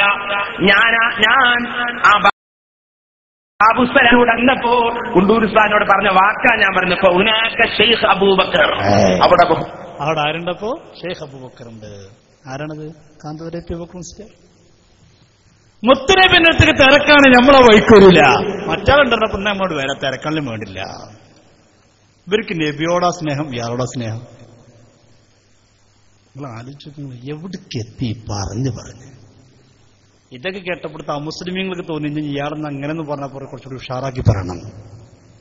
കേരള യാത്ര മഞ്ചേരി എത്തിയപ്പോ ഒരു സ്വാമി സ്റ്റേജിൽ കയറിയിട്ട് പറഞ്ഞു, കാന്തപുര ഉസ്താദ് കേരളത്തിന്റെ ശ്രീകൃഷ്ണനാണ്. അപ്പോഴും കുട്ടികൾ അല്ലാഹു അക്ബർ. എന്തും പറയാൻ ഒരു മടിയുമില്ലാത്തൊരു ഭാഗമായി അധപ്പതിച്ചു പോയി. ഒരു പണ്ഡിതനെ കുറിച്ച് ഇவ்விதം പറയുമ്പോ തിരുത്താനുള്ള ഒരു ധാർമ്മികമായ ഉത്തരവാദിത്വം ഇവരെ നിർവഹിക്കണ്ടേ? കഴിയില്ല, അവർക്ക് കഴിയില്ല. ഒക്കെ കേൾക്കുമ്പോ കുട്ടികൾ തക്ബീർ ചൊല്ലിക്കൊടുക്കുക. ഒരു മടിയില്ല. ഇയാൾ പറഞ്ഞു കാന്തപുരം എന്ന് പറഞ്ഞതിന്റെ അർത്ഥം ഇങ്ങനെയാണ്, നഗരങ്ങളെ ആകർഷിക്കുന്ന വ്യക്തി എന്നാണ്. ശരി തന്നെയാണ്, അങ്ങാടിക്ക് പറ്റിയ സാധനമാണ്, പള്ളിക്ക് പറ്റില്ല. അങ്ങനെയാണല്ലോ. അപ്പോൾ കുട്ടികളൊക്കെ അല്ലാഹു എന്ത് പറയുമ്പോ എന്നിട്ട് പറഞ്ഞു ശ്രീകൃഷ്ണൻ എന്ന് പറയുന്ന വാക്കിന്റെയും അർത്ഥം അത് തന്നെയാണ്, എല്ലാത്തിനെയും ആകർഷിക്കുന്നതാണ്. അങ്ങനെ ചിന്തിക്കുമ്പോൾ കേരളത്തിന്റെ ശ്രീകൃഷ്ണനാണ് കാന്തപുരം എപ്പിയെ. കേരളത്തിന്റെ ശ്രീകൃഷ്ണൻ ഇതൊന്നും പറയുമ്പോ ഇവർക്ക് ചിന്തിക്കേണ്ട ഇതൊരു പണ്ഡിതനെ കുറിച്ച് പറയാൻ പറ്റുന്നതാണോ അല്ലേ? ഒരു വിശ്വാസിയെക്കുറിച്ച് പറയാൻ പറ്റുന്നതാണോ അല്ലേ? ചിന്തിക്കാൻ കഴിയുന്നില്ല. എന്ത് പറഞ്ഞാലും മടിയില്ല. അപ്പൊ പിന്നെ മറ്റാൾ വീണ്ടും തിരിച്ചു വന്നിട്ട് പറഞ്ഞു, ഉസ്താദ് അവിടെയല്ല, ശ്രീകൃഷ്ണനൊന്നല്ല, അള്ളാനേക്കാളും കുറച്ച് മുൻപ് നിൽക്കുന്ന ആളാണ്. അള്ള പോലും ഒരു കാര്യം ചെയ്യുന്നത് ഉസ്താദിനോട് ചോദിക്കാതെ ചെയ്യൂല. എവിടെത്തി? ഞാൻ എല്ലാം കൂടെ കേൾപ്പിക്കാൻ സമയമില്ല, വളരെ പ്രധാനമായിട്ട് മാത്രം പോവാണ്. എന്ത് എന്റെ പ്രിയപ്പെട്ട ശിശുകാരാ, ഞാനിത് പറയുമ്പോൾ ഒരു പക്ഷേ ദേഷ്യം പിടിക്കുന്നുണ്ടായേക്കാം, നിങ്ങൾക്ക് എന്നോട് വെറുപ്പ് തോന്നുന്നുണ്ടായേക്കാം. പക്ഷേ നിങ്ങളെ വെറുപ്പിക്കാനല്ല, നിങ്ങളെ ദേഷ്യം പിടിപ്പിക്കാനല്ല, മറിച്ച് അല്ലാഹുവിന്റെ ദീനിനെ കുറിച്ച്, സുന്നത്ത് ജമാഅത്തിനെ കുറിച്ച് നിരക്കാത്ത ആശയങ്ങൾ പ്രചരിപ്പിക്കുമ്പോ എങ്ങനെയാണ് ചെറുപ്പക്കാരാ ഇതൊക്കെ കണ്ടിട്ട് ഇതൊക്കെ കേട്ടിട്ട് മിണ്ടാതിരിക്കുക? കഴിയില്ല മോനെ, കഴിയില്ല. ഒരു വിശ്വാസിക്കതിന് കഴിയില്ല. സുന്നത്തെ മാതാണത്. ഇത് സുന്നി വിശ്വാസമാണോ? എന്ത് അള്ളൊരു കാര്യം ദുനിയാവിൽ ചെയ്യണമെങ്കിൽ ഉസ്താദ് അറിയാതെ ചെയ്യൂല. എത്ര ഗൗരവമാണ്. ഇപ്പൊ നമ്മളെ നാട്ടില് കൊറ്റൂരിലൊരു മഴ പെയ്യണോ, അള്ള വിളിച്ചോക്കാരോട്, ഉസ്താദിനോട് അവിടെ മഴ പെയ്യിപ്പിക്കട്ടെ. ആ ഉസ്താദ് ബലാ എന്നാ ഒക്കെ ഇല്ലെങ്കില്ല. അവിടുന്ന് പറയാതെ ചെയ്യൂല. എത്ര കടുപ്പുള്ള വാക്കാണ് അദ്ദേഹം പറയുന്നത് കേൾക്കും നിങ്ങൾ. അദ്ദേഹം പറയുന്നു, ഇവിടെ ഒരു മുസ്ലിം എന്ത് നന്മ ചെയ്താലും അതിന്റെ ഒരു പ്രതിഫലം ഉസ്താദിനാണ് ആദ്യം കിട്ടുക. നമ്മൾ മഗ്‌രിബ് സ്കെച്ചിൽ അങ്ങോട്ട് പോകുന്നത്, പ്രതിഫലം ആർക്കാണ്? ഉസ്താദിന്. ആലോചിച്ച് നോക്കി നിങ്ങൾ. നമ്മളെ പള്ളിക്ക് എന്തൊക്കെ ഇബാദത്ത് നമ്മൾ ചെയ്യുന്നുണ്ട്, പ്രതിഫലം ആർക്കാണ്? ഉസ്താദിന്. കേട്ടോളൂ. ഏത് നന്മ ഇപ്പൊ നടക്കുന്നുണ്ടോ സുന്നത്ത് ജമാഅത്തിന്റെ പേരിൽ, അതിൽ നിന്നൊരു വിഹിതം ഉസ്താദിന്റെ ഏടിലുണ്ടായിരിക്കും. അല്ലാഹു ആ നേതൃത്വത്തിന് ദീർഘായുസ് നൽകുമാറാകട്ടെ. എന്ത് ഇവിടെ എന്ത് നന്മ നടക്കുന്നുണ്ടോ അതിന്റെ വിഹിതം ആർക്കാണ്? ഉസ്താദിന്. ഉസ്താദിന്റെ അക്കൗണ്ടൊക്കെ ഇങ്ങനെ നിറഞ്ഞ് കവിഞ്ഞ് കിടക്കല്ലേ, ബാങ്ക് അക്കൗണ്ട് അങ്ങനെ ഇതിങ്ങനെ. പറയട്ടെ, ഉസ്താദ് അറിയാതെ അള്ളാഹു താല ഇവിടെ ജീവിച്ചു. ഇതെന്തത് എന്നത്? ഉസ്താദ് അറിയാതെ അള്ളാഹു താരോട് ഒന്നും ചെയ്യൂല. ഒന്നുകൂടി കേൾപ്പിക്കത്. ദീർഘായുസ് നൽകുമാറാകട്ടെ. ഉസ്താദ് അറിയാതെ അള്ളാഹു താല ഇവിടെ ജീവിച്ചു. ഉസ്താദ് അറിയാതെ അള്ളാഹു താരോട് ഒന്നും ചെയ്യൂല. ഇവിടെ പറഞ്ഞാല് മൂപ്പര നാട്ടത്തെ കഥയല്ല പറഞ്ഞത്, മൊത്തം. അതിന് നിങ്ങൾ കേട്ടോളൂ. ഞാനത് പറയുന്നത് ഞങ്ങൾ തെറ്റിദ്ധരിപ്പിച്ചെന്ന് പറയണ്ട. ഇവരെ കൂട്ടത്തിലൊരു വിദ്വാനത് വ്യാഖ്യാനിക്കണം കേട്ടോ. ഇത് ഇദ്ദേഹം പറഞ്ഞപ്പോ പല നാട്ടിലും നമ്മളിത് ക്ലിപ്പിട്ട് പ്രസംഗിച്ചപ്പോ ഒരാൾ ഇവരെ കൂട്ടത്തിൽ പറയപ്പെട്ട ഒരു പ്രഭാഷകൻ വ്യാഖ്യാനമായിട്ട് രംഗത്ത് വന്നു. ഇദ്ദേഹം പറഞ്ഞു, ആ ഉസ്താദ് പറഞ്ഞ അർത്ഥം അങ്ങനെയൊന്നുമല്ല, നിങ്ങൾക്ക് തിരിയാനിട്ടാണ് പറഞ്ഞു. നമ്മൾ നമുക്ക് തിരിയാനിട്ടിരിക്കും, നിങ്ങൾ പറയുന്നു. അപ്പൊ അയാൾ പറഞ്ഞു, എന്താ പറഞ്ഞറിയോ? ആ പറഞ്ഞ വലിയ വിഷയം എന്നല്ല. പറഞ്ഞത് ഉസ്താദ് അറിയാതെ അള്ളാഹുത്താല ഒന്നും ചെയ്യൂലാറില്ല, വലിയ കുഴപ്പമൊന്നുമില്ല. അത് ഏതുപോലെ എത്രയോ നമ്മൾ സാധാരണ പറയലെന്ത്, എന്റെ വീട്ടിൽ ഞാനറിയാതെ ഒന്നും നടക്കൂല എന്ന് പറയില്ല, അത്രക്കുള്ളൂ. ഇപ്പൊ എന്റെ വീട്ടിൽ എന്റെ ഭാര്യയും കുട്ടികളും മാത്രമേ ഉള്ളൂ. ഞാൻ പറയാം, എന്റെ ഭാര്യയും കുട്ടികളും എന്ത് ചെയ്യണമെന്ന് ഞാൻ അറിഞ്ഞിട്ട് നടക്കുള്ളൂ എന്ന് പറഞ്ഞാൽ എന്റെ സമ്മതത്തോടൊക്കെ നടക്കുള്ളൂ.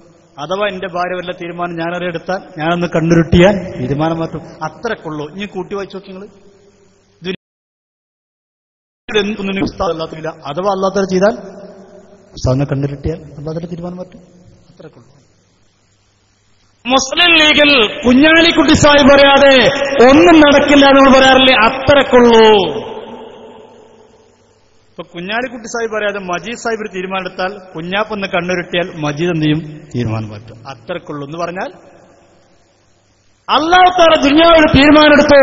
അപ്പോഴാണ് ഉസ്താദിന്റെ നോട്ടം അല്ലാഹ് മാറ്റി തന്നെ. കേൾക്കുന്നു? അദ്ദേഹം പറഞ്ഞു കേട്ടോളൂ.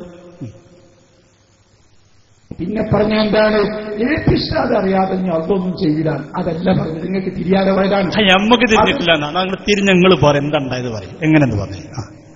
വലിയ ചർച്ച ചെയ്യേണ്ട ഒരു കാര്യം തന്നെയില്ല. അത് നമ്മൾ സാധാരണ പറയുന്ന ഒരു വാക്കാണ്. ഇപ്പൊ ഞാൻ പറയാണ്, എന്റെ വീട്ടിൽ ഞാൻ അറിയാതെ ഒന്നും നടക്കൂല. അത് സാധാരണ പറഞ്ഞല്ലേ, വലിയ ഇപ്പൊ പറയില്ലേ, മുസ്ലിം ലീഗില് കുഞ്ഞാലിക്കുട്ടി സാഹിബ് അറിയാതെ ഒന്നും നടക്കൂല അല്ലേ, SKSF അമ്പലക്കട പറയാതെ ഒന്നും നടക്കൂലട്ടോ പറയില്ലേ, നമ്മൾ സാധാരണ പറയുന്ന അത്രേ ഉള്ളൂന്ന്. ഇപ്പൊ SKSF സംസ്ഥാന കമ്മിറ്റി ഞങ്ങൾ കൂടി തീരുമാനം എടുത്തു. അപ്പോൾ അമീദ് വൈസി പഴക്കവും തയക്കവും ഞാൻ അമീദ് വൈസി വിളിച്ചിട്ട് പറഞ്ഞു, ആ തീരുമാനം മാറ്റണം. നമ്മൾ മാറ്റും, അത്രേ ഉള്ളൂ. അപ്പൊ അല്ലൊരു തീരുമാനം എടുത്താൽ മറ്റാളോട് വിളിയാ എന്നിട്ട് ഇനി വ്യാഖ്യാനം കേട്ടോളൂ. എന്താ പറയണത്? ഉസ്താദിന് വീട് എന്ന് പറഞ്ഞാൽ ഈ കാണുന്നതൊന്നുമല്ല. ഏത് ഉസ്താദിന്റെ കാന്തപുരത്തെ ആ വലിയ വീടൊന്നുമല്ല. പിന്നെയോ ഉസ്താദിന് വീട് എന്ന് പറയുന്ന ലോകം എന്നർത്ഥം. കാരണം ഉസ്താദ് ഇന്നിവിടെയാണെങ്കിൽ നാളെ അമേരിക്കയിലാണ്, പറ്റുന്ന ബ്രിട്ടനിലാണ്, ലണ്ടനിലാണ്, ജർമ്മനിയിലാണ്, ബഹ്റൈനിലാണ്, സൗദിയിലാണ്, ഖത്തറിലാണ്. ഉസ്താദ് ലോകത്തിന്റെ എല്ലാ ഭാഗത്തും തന്റെ കയ്യിലായതുകൊണ്ട് ലോകത്തെന്ത് റബ്ബ് നടപ്പിലാക്കുന്നുവോ ഉസ്താദ് അറിയാതെ നടക്കില്ല എന്നാണ് ആ പറഞ്ഞതിന്റെ അർത്ഥം. മറ്റുള്ളവർ നമുക്ക് അത്ര മനസ്സിലായിരുന്നു. മറ്റുള്ളവർ ഒഴുക്കുമട്ടത്തിൽ എന്ത് പറഞ്ഞു?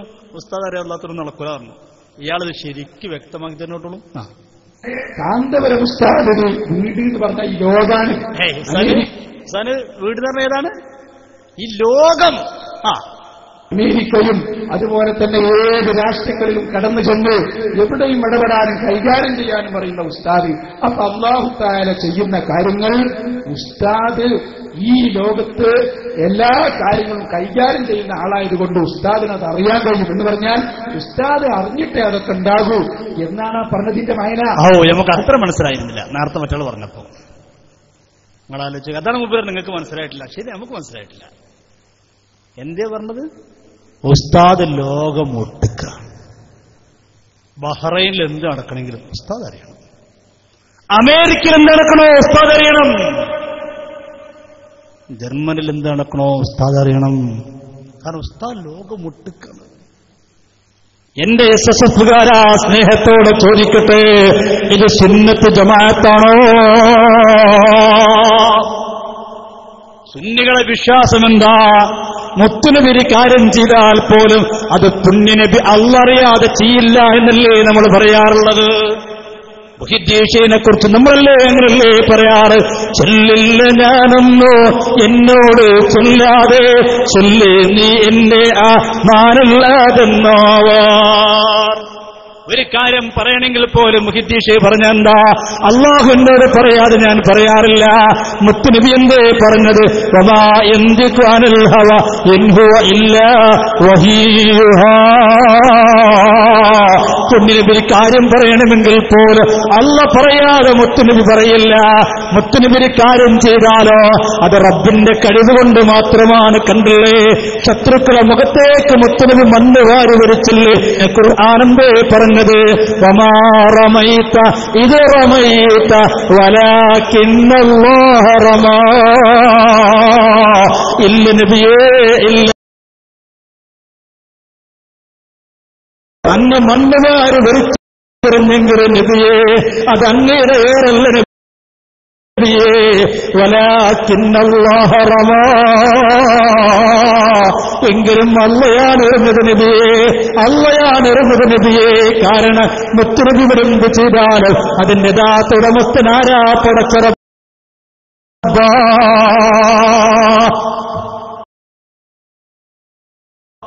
അല്ലേ സുന്നത്തെ മാത്രം വിശ്വാസം അല്ലേ നമ്മൾ മുജാഹിദിനോട് പറയാറുള്ളത്? മുത്തുനബി സല്ലല്ലാഹു അലൈഹി വസല്ലമ തങ്ങൾക്ക് സ്വന്തമായിട്ടൊരു കടിമില്ലെന്ന് ഉറപ്പിച്ച് തറപ്പിച്ച് വിശ്വസിക്കുന്നവരല്ലേ സുന്നികൾ? ഒക്കെ അള്ള കൊടുക്കണം, അള്ളാഹു കൊടുക്കുന്ന കഴിവ് കൊണ്ടേ മുത്തുനബി അറിയൂ, കാണൂ, കേൾക്കൂ, ചെയ്യൂ. ഇതല്ലേ നമ്മുടെ വിശ്വാസം. എന്നാൽ ഇവര് പ്രചരിപ്പിക്കുന്നു ഇത് തിരുത്തണ്ടേ നമ്മൾ, ഇത് തിരുത്തണ്ടേ നമ്മൾ. ഇതേ സമസ്ത കേരള ജമിയത്തുലമയും അതിന്റെ പോഷകഘടകമായ SKS ചെയ്യുന്നുള്ളൂ. അല്ല വേറൊന്നും SKS ഇവിടെ ചെയ്യുന്നില്ല. ഇത് കുറ്റം വസ്തുത. ഇത് അള്ളാന്റെ ദീൻ പഠിപ്പിക്കലല്ലേ ഇവിടെ ചെയ്യുന്നത്. ഇതിവിടെ കേട്ടാ കുറെ ആൾക്കാർക്ക് മാറ്റം വരുന്ന ഉറപ്പാണ്. അപ്പൊ പറഞ്ഞു മച്ചാംസം. ഇത് നമ്മൾ തിരുത്തണ്ടേ? ഇനി നിങ്ങൾ ചിന്തിച്ചു നോക്കൂ. നിങ്ങൾ എവിടെ എത്തിപ്പോയി? ഇപ്പോ പറഞ്ഞപ്പോൾ എവിടെ എത്തിപ്പോയി? അല്ലാഹുവിന്റെ ദീനിനെ വികൃതമാക്കുകയല്ലേ ഇപ്പൊ ചെയ്യുന്നത്?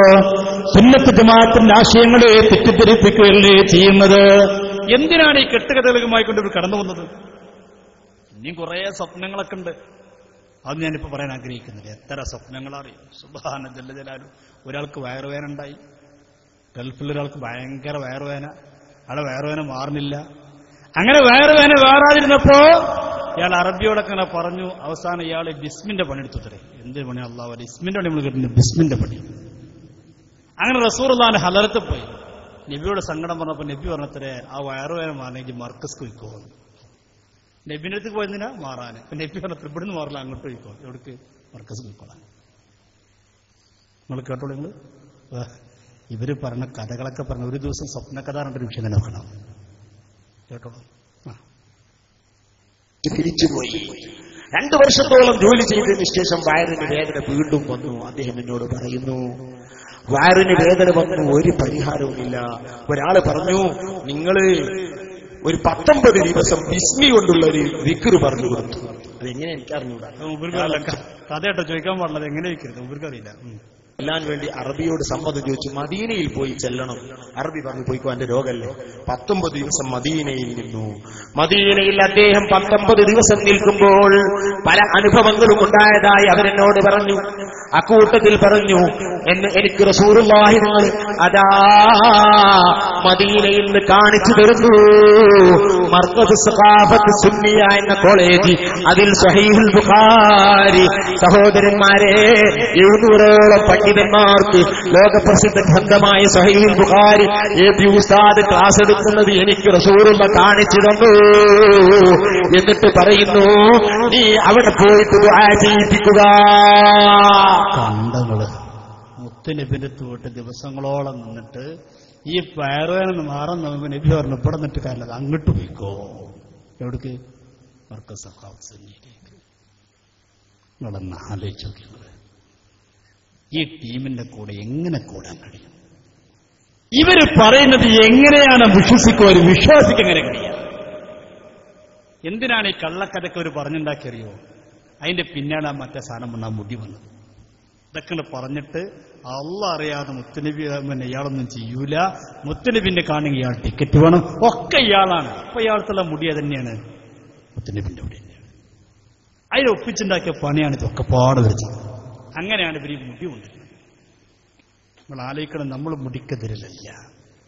നമ്മൾ പുണ്യനബി സല്ലല്ലാഹു അലൈഹി വസല്ലമ തങ്ങളുടെ തിരികേശമാണോ ആദരിക്കണം, ബഹുമാനിക്കണം, അതുകൊണ്ട് ബർക്കത്തെടുക്കണം എന്ന ആശയക്കാണ്.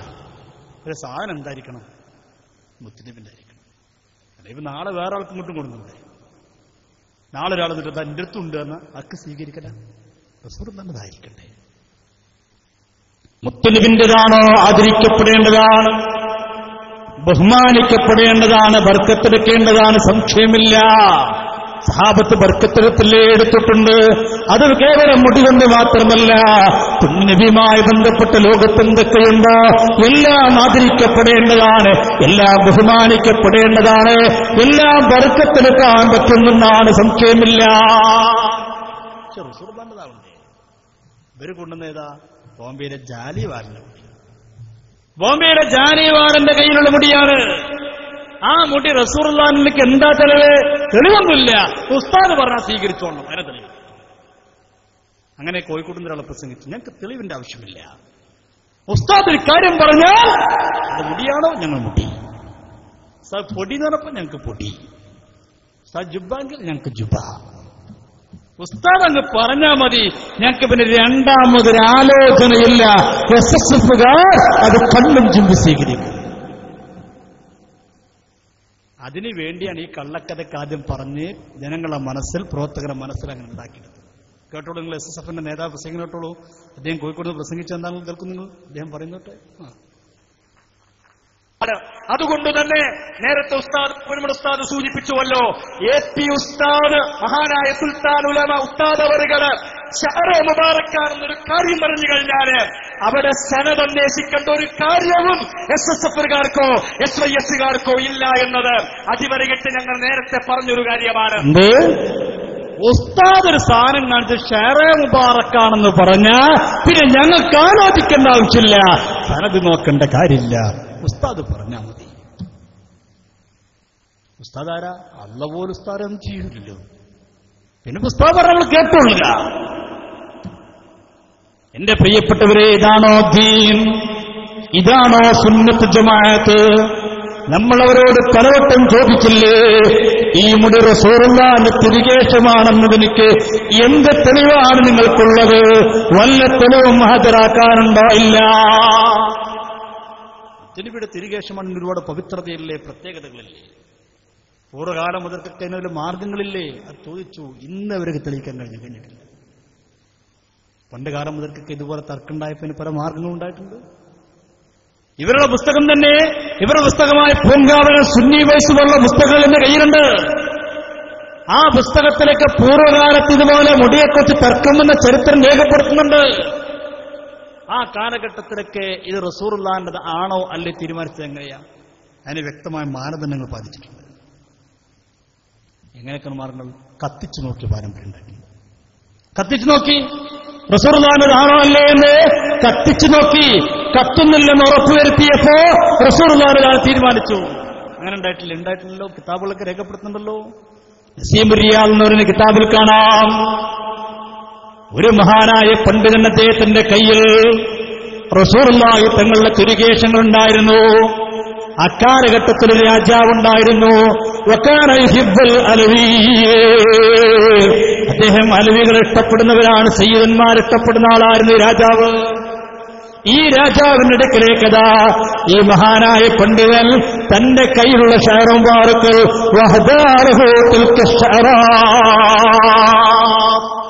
രാജാവിനെ കൊണ്ടുപോയിക്കൊണ്ട് തന്റെ കയ്യിലുള്ള തിരികേശങ്ങൾ കൊടുക്കുകയാണ്.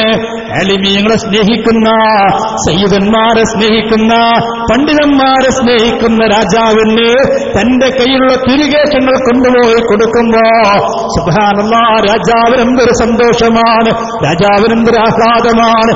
രാജാവിനായി കൊണ്ടുപോയി കൊടുത്ത മഹാന് ആദരിക്കുന്നു, ബഹുമാനിക്കുന്നു, അദ്ദേഹത്തിന് സമ്മാനങ്ങൾ കൊടുക്കുന്നു, തിരിച്ചയക്കുന്നു. അങ്ങനെ ഇരിക്കെ രാജാവിനോട് ആരോ പറഞ്ഞു, ആ മുടി ശരിയായ മുടിയല്ല, വ്യാജ മുടിയാണെന്ന് ആരോ പറഞ്ഞു പറ്റിച്ചു. അങ്ങനെ ഈ മഹാൻ പിന്നെ തിരിച്ചു വരിക. പിന്നീട് ഈ മഹാൻ തിരിച്ചു വരുമ്പോ സുബ്ഹാനല്ലാഹ്, രാജാവിനടുക്കൽ ചെന്നപ്പോ സാധാരണ ആലിമീങ്ങളെ കണ്ടാല്, സയ്യിദന്മാരെ കണ്ടാല്, തങ്ങന്മാരെ കണ്ടാല് ആദരിക്കുന്ന രാജാവ്, ബഹുമാനിക്കുന്ന രാജാവ്, എണീറ്റ് നിൽക്കുന്ന രാജാവ് ഈ റസൂലുള്ളാഹിന്റെ തിരുകേശങ്ങൾ കൊടുത്ത സയ്യിദിനെ കണ്ടപ്പോ എണീക്കുന്നില്ല. വലം യൽതഫിത് ഇലൈഹി, തിരിഞ്ഞു നോക്കുന്ന പോലുമില്ല. ഈ മഹാനാകെ വിഷമായി. സാധാരണ നമ്മളെ കണ്ട ആദരിക്കുന്ന, ബഹുമാനിക്കുന്ന ആളെ മുഖം തിരിച്ചു കളയാണല്ലോ. ഉടൻ തന്നെ ഈ മഹാനതാ രാജാവിനോട് എന്തേ നിങ്ങൾ മുഖം തിരിച്ചു കളയാൻ കാരണമെന്ന് കാരണം ചോദിക്കുകയാണ്. ഉടൻ തന്നെ രാജാവ് പറയുകയാണ്,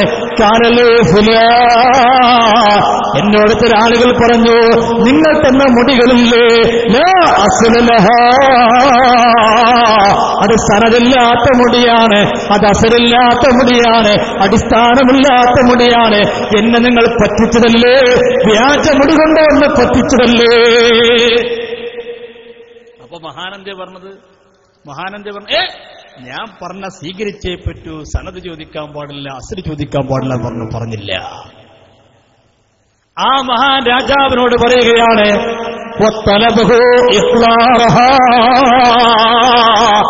ആ മഹാരാജാവിനോട് പറഞ്ഞ മുടിങ്ങോട്ട് കൊണ്ടുവരൂ, ഞാൻ നിങ്ങൾക്ക് തന്ന മുടിയില്ലേ തിരിച്ചു തരൂ. എന്നിട്ട് രാജാവിനോട് ആ മഹാപണ്ഡിതൻ പറയുകയാണ്, കുറച്ച് തീ കൊണ്ടുവരൂ.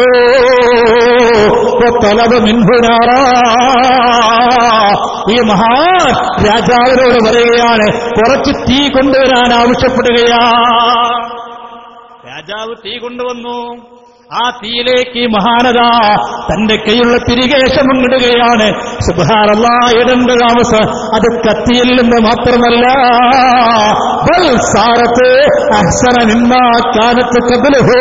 മുമ്പെങ്ങനെയാണോ ഉണ്ടായിരുന്നത് അതിനേക്കാൾ ഭംഗിയായി മാറുകയാണ്. തീയിലേക്കിടുന്നതിന് മുമ്പ് എങ്ങനെയാണ് ഉണ്ടായിരുന്നത് അതിനേക്കാൾ ഭംഗിയായിട്ട് തിരിച്ചു വരുന്നു. കിതാബുകൾ രേഖപ്പെടുത്തുന്നു. അപ്പൊ നമ്മൾ പറഞ്ഞു ഒന്ന് കത്തിച്ചു നോക്കിക്കൂടേ.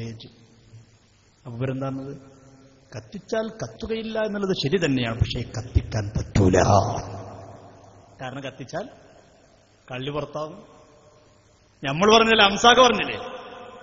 ഏതംസാക്ക? സഖാവ് ടി കെ അംസാക്ക.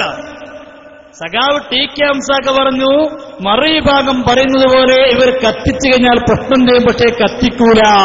എന്തേ? കത്തിച്ചാൽ അതോടുകൂടെ താൻ ഉദ്ദേശിക്കുന്ന അജണ്ട നടപ്പിലാക്കാൻ കഴിയില്ലെന്ന് കാന്തപുരത്തിന് നന്നായിട്ടറിയാം. അതുകൊണ്ടാണ് കത്തിക്കാത്ത. കാലം ടി കെ അംസാർ അല്ലാഹു ദേശാഭിമാനി. ഞങ്ങൾക്ക് സംശയം ഉണ്ടാവില്ലല്ലോ. പറഞ്ഞ ആളരാ അംസാക്ക, റിപ്പോർട്ട് ഇതോടെ ദേശാഭിമാനി. കത്തിക്കാൻ പറ്റില്ല എന്നാണ്. കത്തിച്ചതായി കിതാബിൽ രേഖപ്പെടുത്തുന്നു, പോരാ. ഇവരുടെ പുസ്തകത്തിൽ രേഖപ്പെടുത്തുന്നു, പൂങ്കാവനത്തിലുണ്ട്. ഇവരുടെ പുസ്തകമായി സുന്നി വൈസർ പറയുന്നു, പൂർവ്വകാലത്ത് കത്തിച്ചിട്ടുണ്ട്. അപ്പൊ നമ്മൾ പറഞ്ഞു, നിങ്ങൾ കത്തിക്കാൻ പേടിയാണ്, കത്തിക്കണ്ട. എന്നാ രണ്ടാമതൊരു പണിയുണ്ട്. എന്താ? ഒന്ന് ടോർച്ചടിച്ച് നോക്കിക്കൂടെ. എന്ത്? എന്നാ ടോർച്ചടിച്ചാൽ റസൂലുള്ളാഹിന്റെ തന്നെ ടോർച്ചടിച്ച നേരുണ്ടാവൂല. ഒന്ന് ടോർച്ചടിച്ച് നോക്കിക്കൂടെ. അപ്പൊ ഇവര് പറഞ്ഞു, ടോർച്ചടിച്ച് നോക്കൽ, നേരുണ്ടോ എന്ന് നോക്കൽ യുക്തിവാദമാണ്. എന്ത് യുക്തിവാദമാണ്? അപ്പോഴാണ് നമ്മൾ പറഞ്ഞു, ഞങ്ങളെ പണ്ഡിതൻ തന്നെ പൂർവ്വകാലത്ത് ഇതുപോലൊരു മുടിയെക്കുറിച്ച് തർക്കം വന്നപ്പോ ടോർച്ചടിച്ച് നോക്കിയിട്ട് തീരുമാനിച്ച സംഭവം നിങ്ങളെ പണ്ഡിതൻ പറയുന്നുണ്ടല്ലോ. കേട്ടുള്ളൂ. അവരുടെ കൂട്ടത്തിൽ പണ്ഡിതൻ പറയട്ടെ, എന്താ പറയണത്? പൂർവ്വകാലത്ത് ഒരു മുടിയുണ്ടായി, ആ മുടി വെച്ച് തർക്കമുണ്ടായി, പ്രശ്നം കോടതിയിലെത്തി പക്കാലത്ത് ആലിമ്യങ്ങൾ ചെന്നിട്ട് കോടതിയോട് പറഞ്ഞു, നിങ്ങൾ ആ മുടിയുണ്ട് തരി, ഞങ്ങൾ പറഞ്ഞു തരാം. പറയട്ടെ.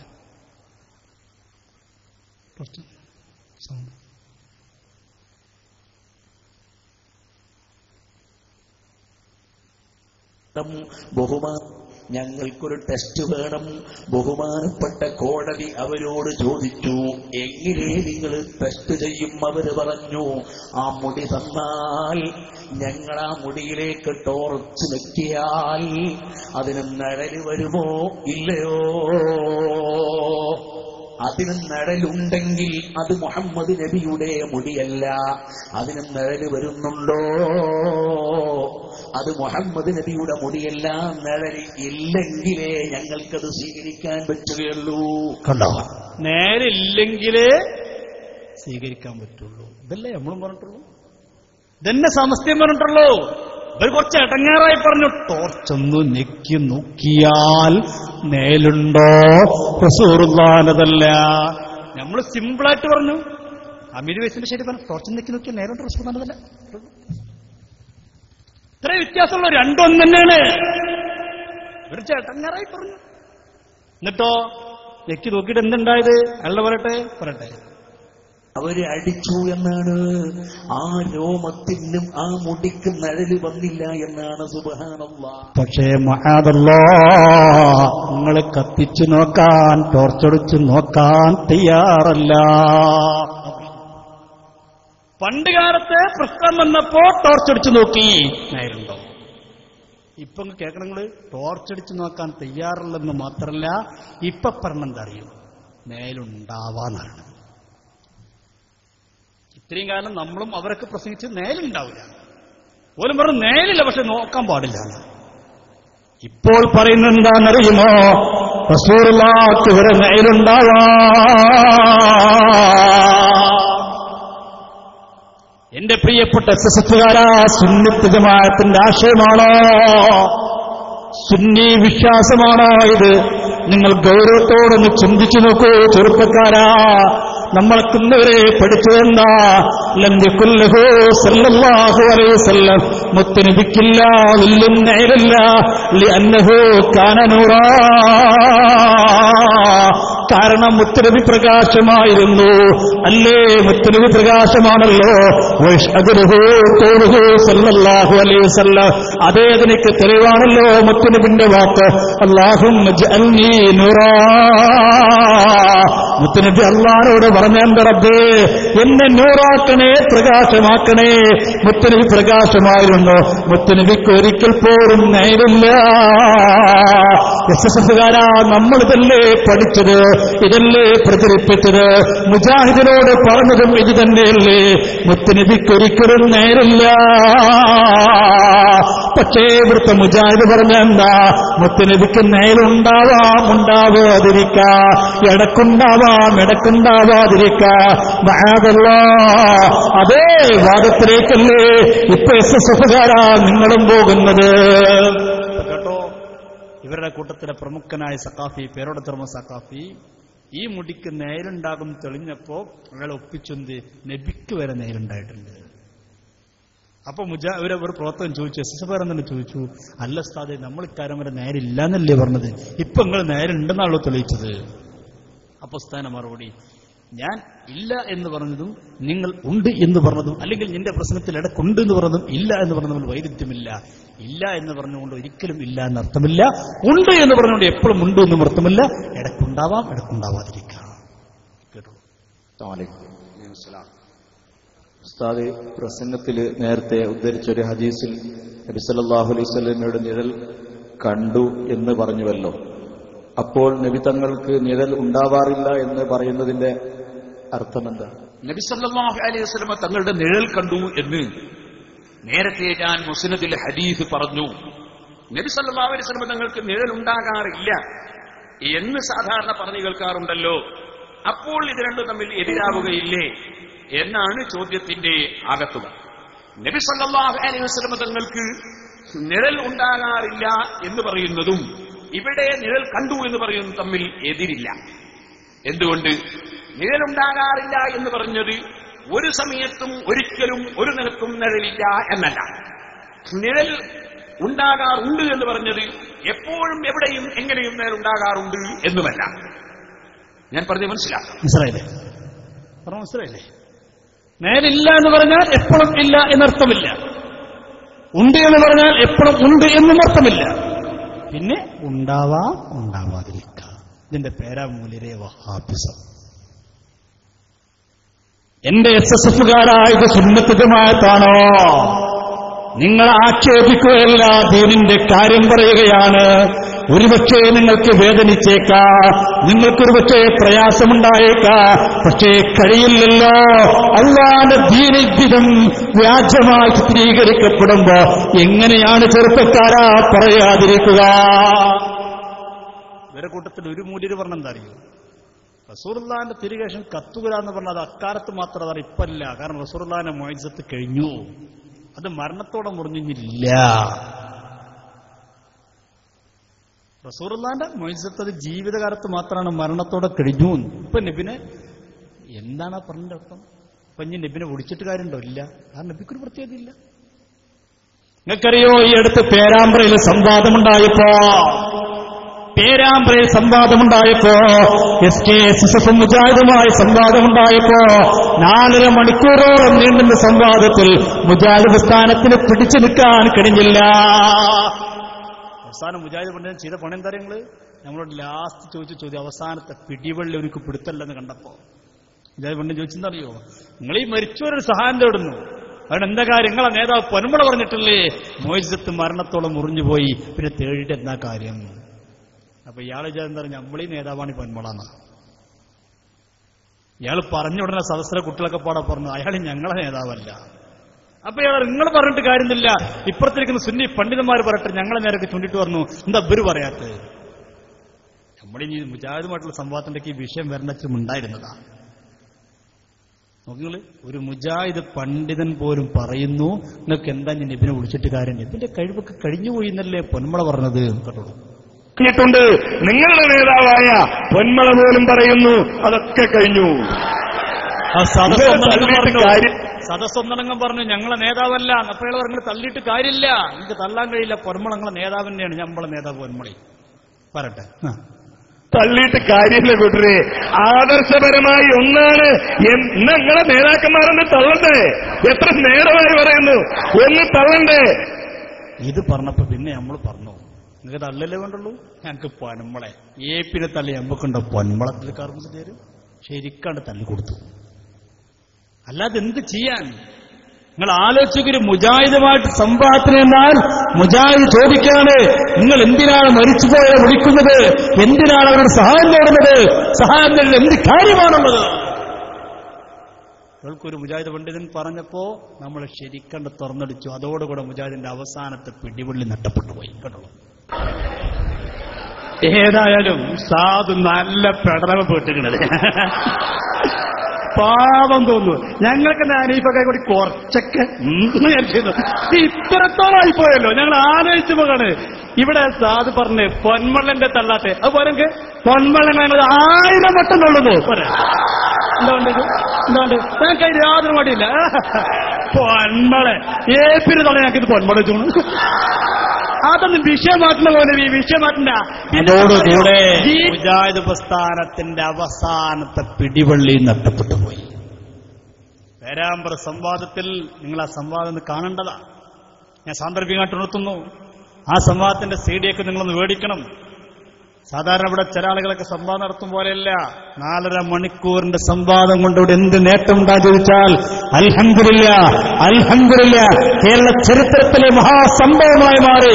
ആ സംവാദം കൊണ്ട് മുജാഹിദ് പണ്ഡിതൻ അൽഹംദുലില്ലാ സുന്നത്ത് ജമാഅത്തിന്റെ പരിശുദ്ധമായ തീരത്തേക്ക് കടന്നു വന്നു.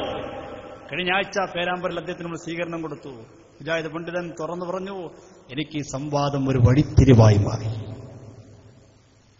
നിങ്ങൾ ആ സംവാദം കാണേണ്ടതാണ്, നിങ്ങളൊന്ന് കണ്ടിരിക്കേണ്ടതാണ്. വളരെ പ്രധാനപ്പെട്ട ഒരു സംവാദം. ഞാൻ പറഞ്ഞുകൊണ്ടുവന്ന വിഷയം ഒരു മുജാഹിദ് പ്രസ്ഥാനത്തിന് പോലും പിടിച്ചു നിൽക്കാനുള്ള പിടിവള്ളിയായിട്ട് കാണുന്നത് ഇവരുടെ നേതാക്കന്മാരുടെ വാക്കുകളായി മാറി. എന്തുകൊണ്ട്? സുന്നത്ത് ജമാഅത്തിനെ വ്യതിചലിച്ചുകൊണ്ടിരിക്കുകയാണ്. എന്തിനേറെന്നറിയുമോ?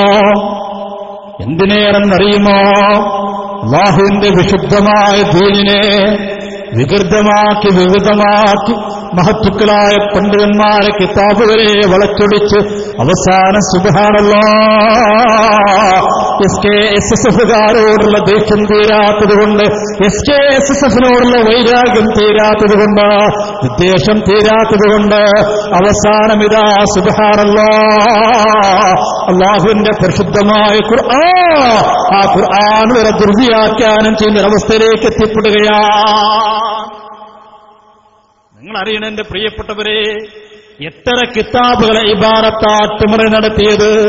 ഫതാവൽ കുബ്ര എന്ന് പറയുന്ന ലോക പ്രശസ്തമായ കിതാബ്, ഞാനതൊന്നും ഇപ്പോൾ കേൾപ്പിക്കാൻ ആഗ്രഹിക്കുന്നില്ല. ആ ഫതാവൽ കുബ്രയുടെ ഇബാറത്ത്, ആ ഇബാറത്ത് പച്ചയായിക്കൊണ്ടാണ് എന്റെ പ്രിയപ്പെട്ടവരെ അട്ടിമറി നടത്തിയത്. ഫതാവൽ കുബ്ര അത് കൈയോടെ ഞങ്ങൾ പിടികൂടി, പൂനൂരിൽ വെച്ചുകൊണ്ട് പിടികൂടി, കൊടിഞ്ഞിയിൽ വെച്ചുകൊണ്ട് പിടികൂടി, മലപ്പുറത്ത് വെച്ചുകൊണ്ട് പിടികൂടിയപ്പോ എന്റെ പ്രിയപ്പെട്ടവരെ നിങ്ങൾ ചിന്തിക്കണം, ഇവരുടെ ആലമുൽ അല്ലാമയായ വലിയ നേതാവായ വലിയ എപിയും ചെറിയ എപിയും ഒക്കെ ഫതാവൽ കുബ്രയുടെ ഇബാറത്ത് അട്ടിമറിക്കുകയാണ്. അപ്പോൾ ഇവരെ കൂട്ടത്തില് മറ്റ് പ്രഭാഷകർ ചെയ്ത പണി എന്തെന്നറിയുമോ? വിശുദ്ധ ഖുർആനിലെ ആയത്ത്, ഏതായത്തെന്നറിയുമോ? നിങ്ങൾക്കറിയില്ലേ ഒരു സൂറത്ത് യാസീൻ സൂറത്ത് അറിയാത്തവരുണ്ടോ? കൊച്ചുകുട്ടികൾക്ക് പോലും അറിയുന്ന സൂറത്തല്ലേ? ആ സൂറത്തിലൊരു ആയത്തുണ്ട്. നിങ്ങളെ നോകന്റെ പ്രിയപ്പെട്ടവരെ, നമുക്കെല്ലാവർക്കും അറിയുന്ന സൂറത്തല്ലേ? എല്ലാവർക്കും അറിയുന്ന ആയത്തല്ലേ? ഏതായത്ത്? എന്റെ പ്രിയപ്പെട്ട കുട്ടികളെ നോതു, അല്യൗമ നഖ്തിമു അലാ അഫ്വാഹിഹിം വതുകല്ലിമുനാ ഐദീഹിം ബിമാ കാനൂ യക്സിബൂൻ. എന്നാൽ ഇവരുടെ പണ്ഡിതൻ നമ്മെ കാഫറാക്കാൻ, നമ്മളൊക്കെ നരകത്തിന്റെ ആളുകളാക്കി വരുത്തി തീർക്കാൻ അയാൾ ചെയ്ത പണി എന്താ അറിയോ? ബിമാ കാനൂ യക്സിബൂനെ കട്ട് ചെയ്തിട്ട് ബിമാ കാനൂ യക്ദിബൂൻ ആയത്തങ്ങ് മാറ്റിമറിച്ച് ഖുർആനെ മാറ്റിമറിക്കുന്ന ചെറിയ വിഷയം.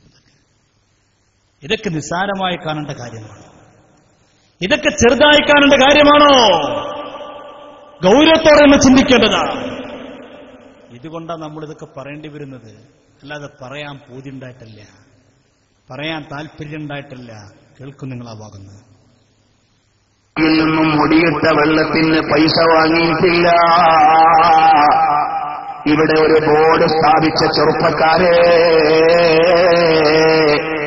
നാളെ അള്ളാന്റെ കോടതിയിൽ വരണ്ടേ മോനെ. ഇത് കെട്ടിയ കൈ റബ്ബിന്റെ മുമ്പിൽ സംസാരിക്കുമ്പോ ഈ കള്ളത്തിന് സപ്പോർട്ട് ചെയ്തതിന് ഫതുകല്ലിമുന ഐദീഹിം വതശ്ഹദു അർജുലുഹും ബിമാ കാനൂ യക്ദിബൂൻ. എന്താ ഖുർആനുള്ളത്? എന്താ ഖുർആനുള്ളത്? ബിമാ കാനൂ യക്സിബൂൻ. എസ്എസ്എഫിന്റെ സൂപ്പർ നേതാവായ അവരുടെ വലിയ പ്രഭാഷകനായ വ്യക്തി അദ്ദേഹത്തിന്റെ ഓതിരുന്നുകൂടി ഓതട്ടെ.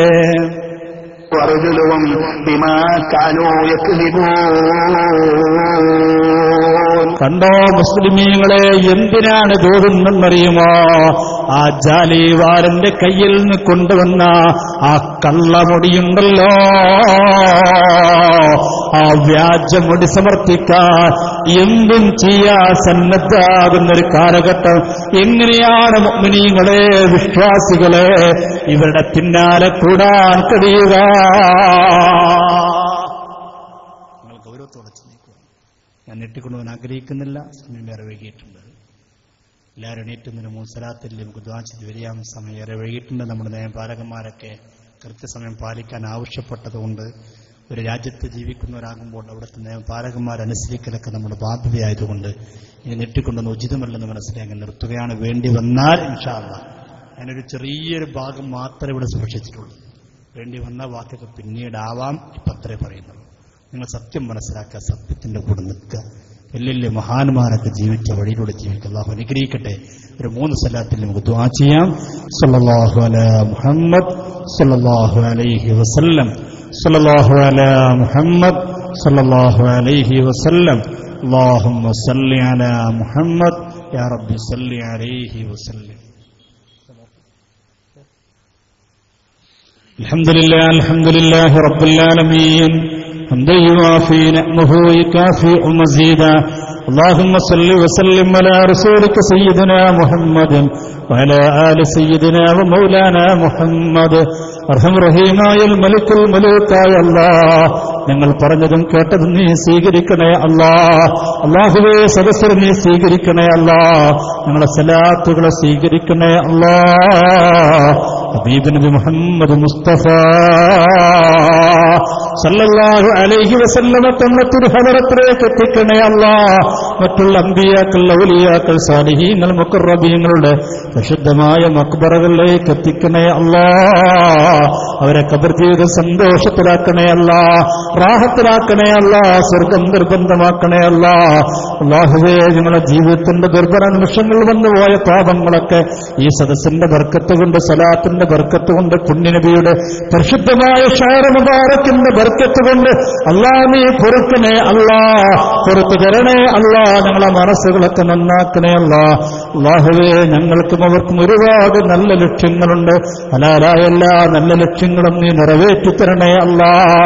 പ്രയാസങ്ങളൊക്കെ അകറ്റണേ അല്ലാഹ്, രോഗങ്ങളൊക്കെ ശിഫയാക്കണേ അല്ലാഹ്, കടങ്ങളൊക്കെ വീട്ടിത്തരണേ അല്ലാഹ്. അല്ലാഹുവേ, സംരംഭത്തിന് വേണ്ടി കഷ്ടപ്പെട്ട ഒട്ടേറെ ആളുകളുണ്ട് റഹ്മാനെ, പ്രയാസപ്പെട്ട ആളുകളുണ്ട് റബ്ബേ. ഇവിടുത്തെ പ്രവർത്തകന്മാർ, ഇവിടുത്തെ കാരണന്മാർ, ഉസ്താദുമാർ, അല്ലാഹുവേ, എല്ലാവർക്കും അർഹമായ പ്രതിഫലം നൽകണേ അല്ലാഹ്. അവരുടെ നല്ല ലക്ഷ്യങ്ങളൊക്കെ നിറവേറ്റി കൊടുക്കണേ അല്ലാഹ്, പ്രയാസങ്ങളൊക്കെ അകറ്റി കൊടുക്കണേ അല്ലാഹ്, രോഗങ്ങളൊക്കെ ശിഫയാക്കി കൊടുക്കണേ അല്ലാഹ്. അല്ലാഹുവേ, ഈ സംരംഭം ലോകത്തിന്റെ എല്ലാ ഭാഗങ്ങളിലേക്കും എത്തിക്കുന്നതിന് വേണ്ടി ഏറെ കഠിനാധ്വാനം ചെയ്തുകൊണ്ടിരിക്കുന്ന കേരള ഇസ്ലാമിക് ക്ലാസ് റൂമിന്റെ പ്രവർത്തകന്മാർ വിദേശ രാജ്യങ്ങളിൽ പോയി സ്വന്തം നാടിന് വേണ്ടി, കുടുംബത്തിന് വേണ്ടി കഷ്ടപ്പെടുന്നതിനിടക്ക് അല്ലാഹുവേ, സുന്നത്ത് ജമാഅത്ത് സംരക്ഷിക്കാൻ വേണ്ടി അവരുണ്ടാക്കിയൊരു സംരംഭമാണ് കേരള ഇസ്ലാമിക് ക്ലാസ് റൂം. അല്ലാഹുവേ, അത് വിജയിപ്പിക്കണേ അല്ലാഹ്. അതിനുവേണ്ടി പ്രവർത്തിക്കുന്ന എല്ലാവർക്കും അർഹമായ പ്രതിഫലം നൽകണേ അല്ലാ. അവരുടെ നല്ല ലക്ഷ്യങ്ങളൊക്കെ നിറവേറ്റി കൊടുക്കണേ അല്ലാ. പ്രയാസങ്ങളൊക്കെ അകറ്റി കൊടുക്കണേ അല്ലാ. കടങ്ങളൊക്കെ വീട്ടിക്കൊടുക്കണേ അല്ലാ. രോഗങ്ങളൊക്കെ ശുഭയാക്കണേ അല്ലാ. അല്ലാഹുവേ, സന്ദേശം ലോകത്തേക്ക് എത്തിക്കുന്നതിന് വേണ്ടി ഞങ്ങളെ കൂടെ എപ്പോഴും വന്നുകൊണ്ടിരിക്കുന്ന പ്രിയങ്കരനായ നൂറുദ്ദീൻ തങ്ങളെപ്പോലെയുള്ള പ്രിയപ്പെട്ട സഹോദരന്മാർക്ക് ആയുസ് നൽകണേയല്ല, ആയുരാരോഗ്യം നൽകണേയല്ല, കുടുംബജീവിതത്തിൽ സംതൃപ്തിയും സമാധാനവും ഐശ്വര്യം പ്രദാനം ചെയ്യണേയല്ല. അല്ലാഹുവേ, ഞങ്ങളുടെ എല്ലാവരുടെയും എല്ലാ നല്ല ലക്ഷ്യങ്ങളും നിറവേറ്റണേയല്ല. അല്ലാഹുവേ, പ്രയാസങ്ങളൊക്കെ കെട്ടണേ അല്ല. അല്ലാഹുവേ, ഐക്യതത്ത് നന്നാക്കണേ അല്ല. മരണം ഹൈറാകും ഈമാനോടുകൂടെ ഉമയോടുകൂടെ വെള്ളിയാഴ്ച രാവിലെ പകലോ ഞങ്ങളെ മരിപ്പിക്കണേ അല്ല. ഖബർ ജീവിതം സന്തോഷത്തിലാക്കണേ അല്ലാ. പരലോകം ധന്യമാക്കണേ അല്ലാ. സ്വർഗം നിർബന്ധമാക്കണേ അല്ലാ. നരകം ഹറാമാക്കണേ അല്ലാ. ഞങ്ങളുടെ ദുആന സ്വീകരിക്കണേ അല്ലാ. ربنا آتنا في الدنيا حسنة وفي الآخرة حسنة وقنا عذاب النار آمين برحمتك يا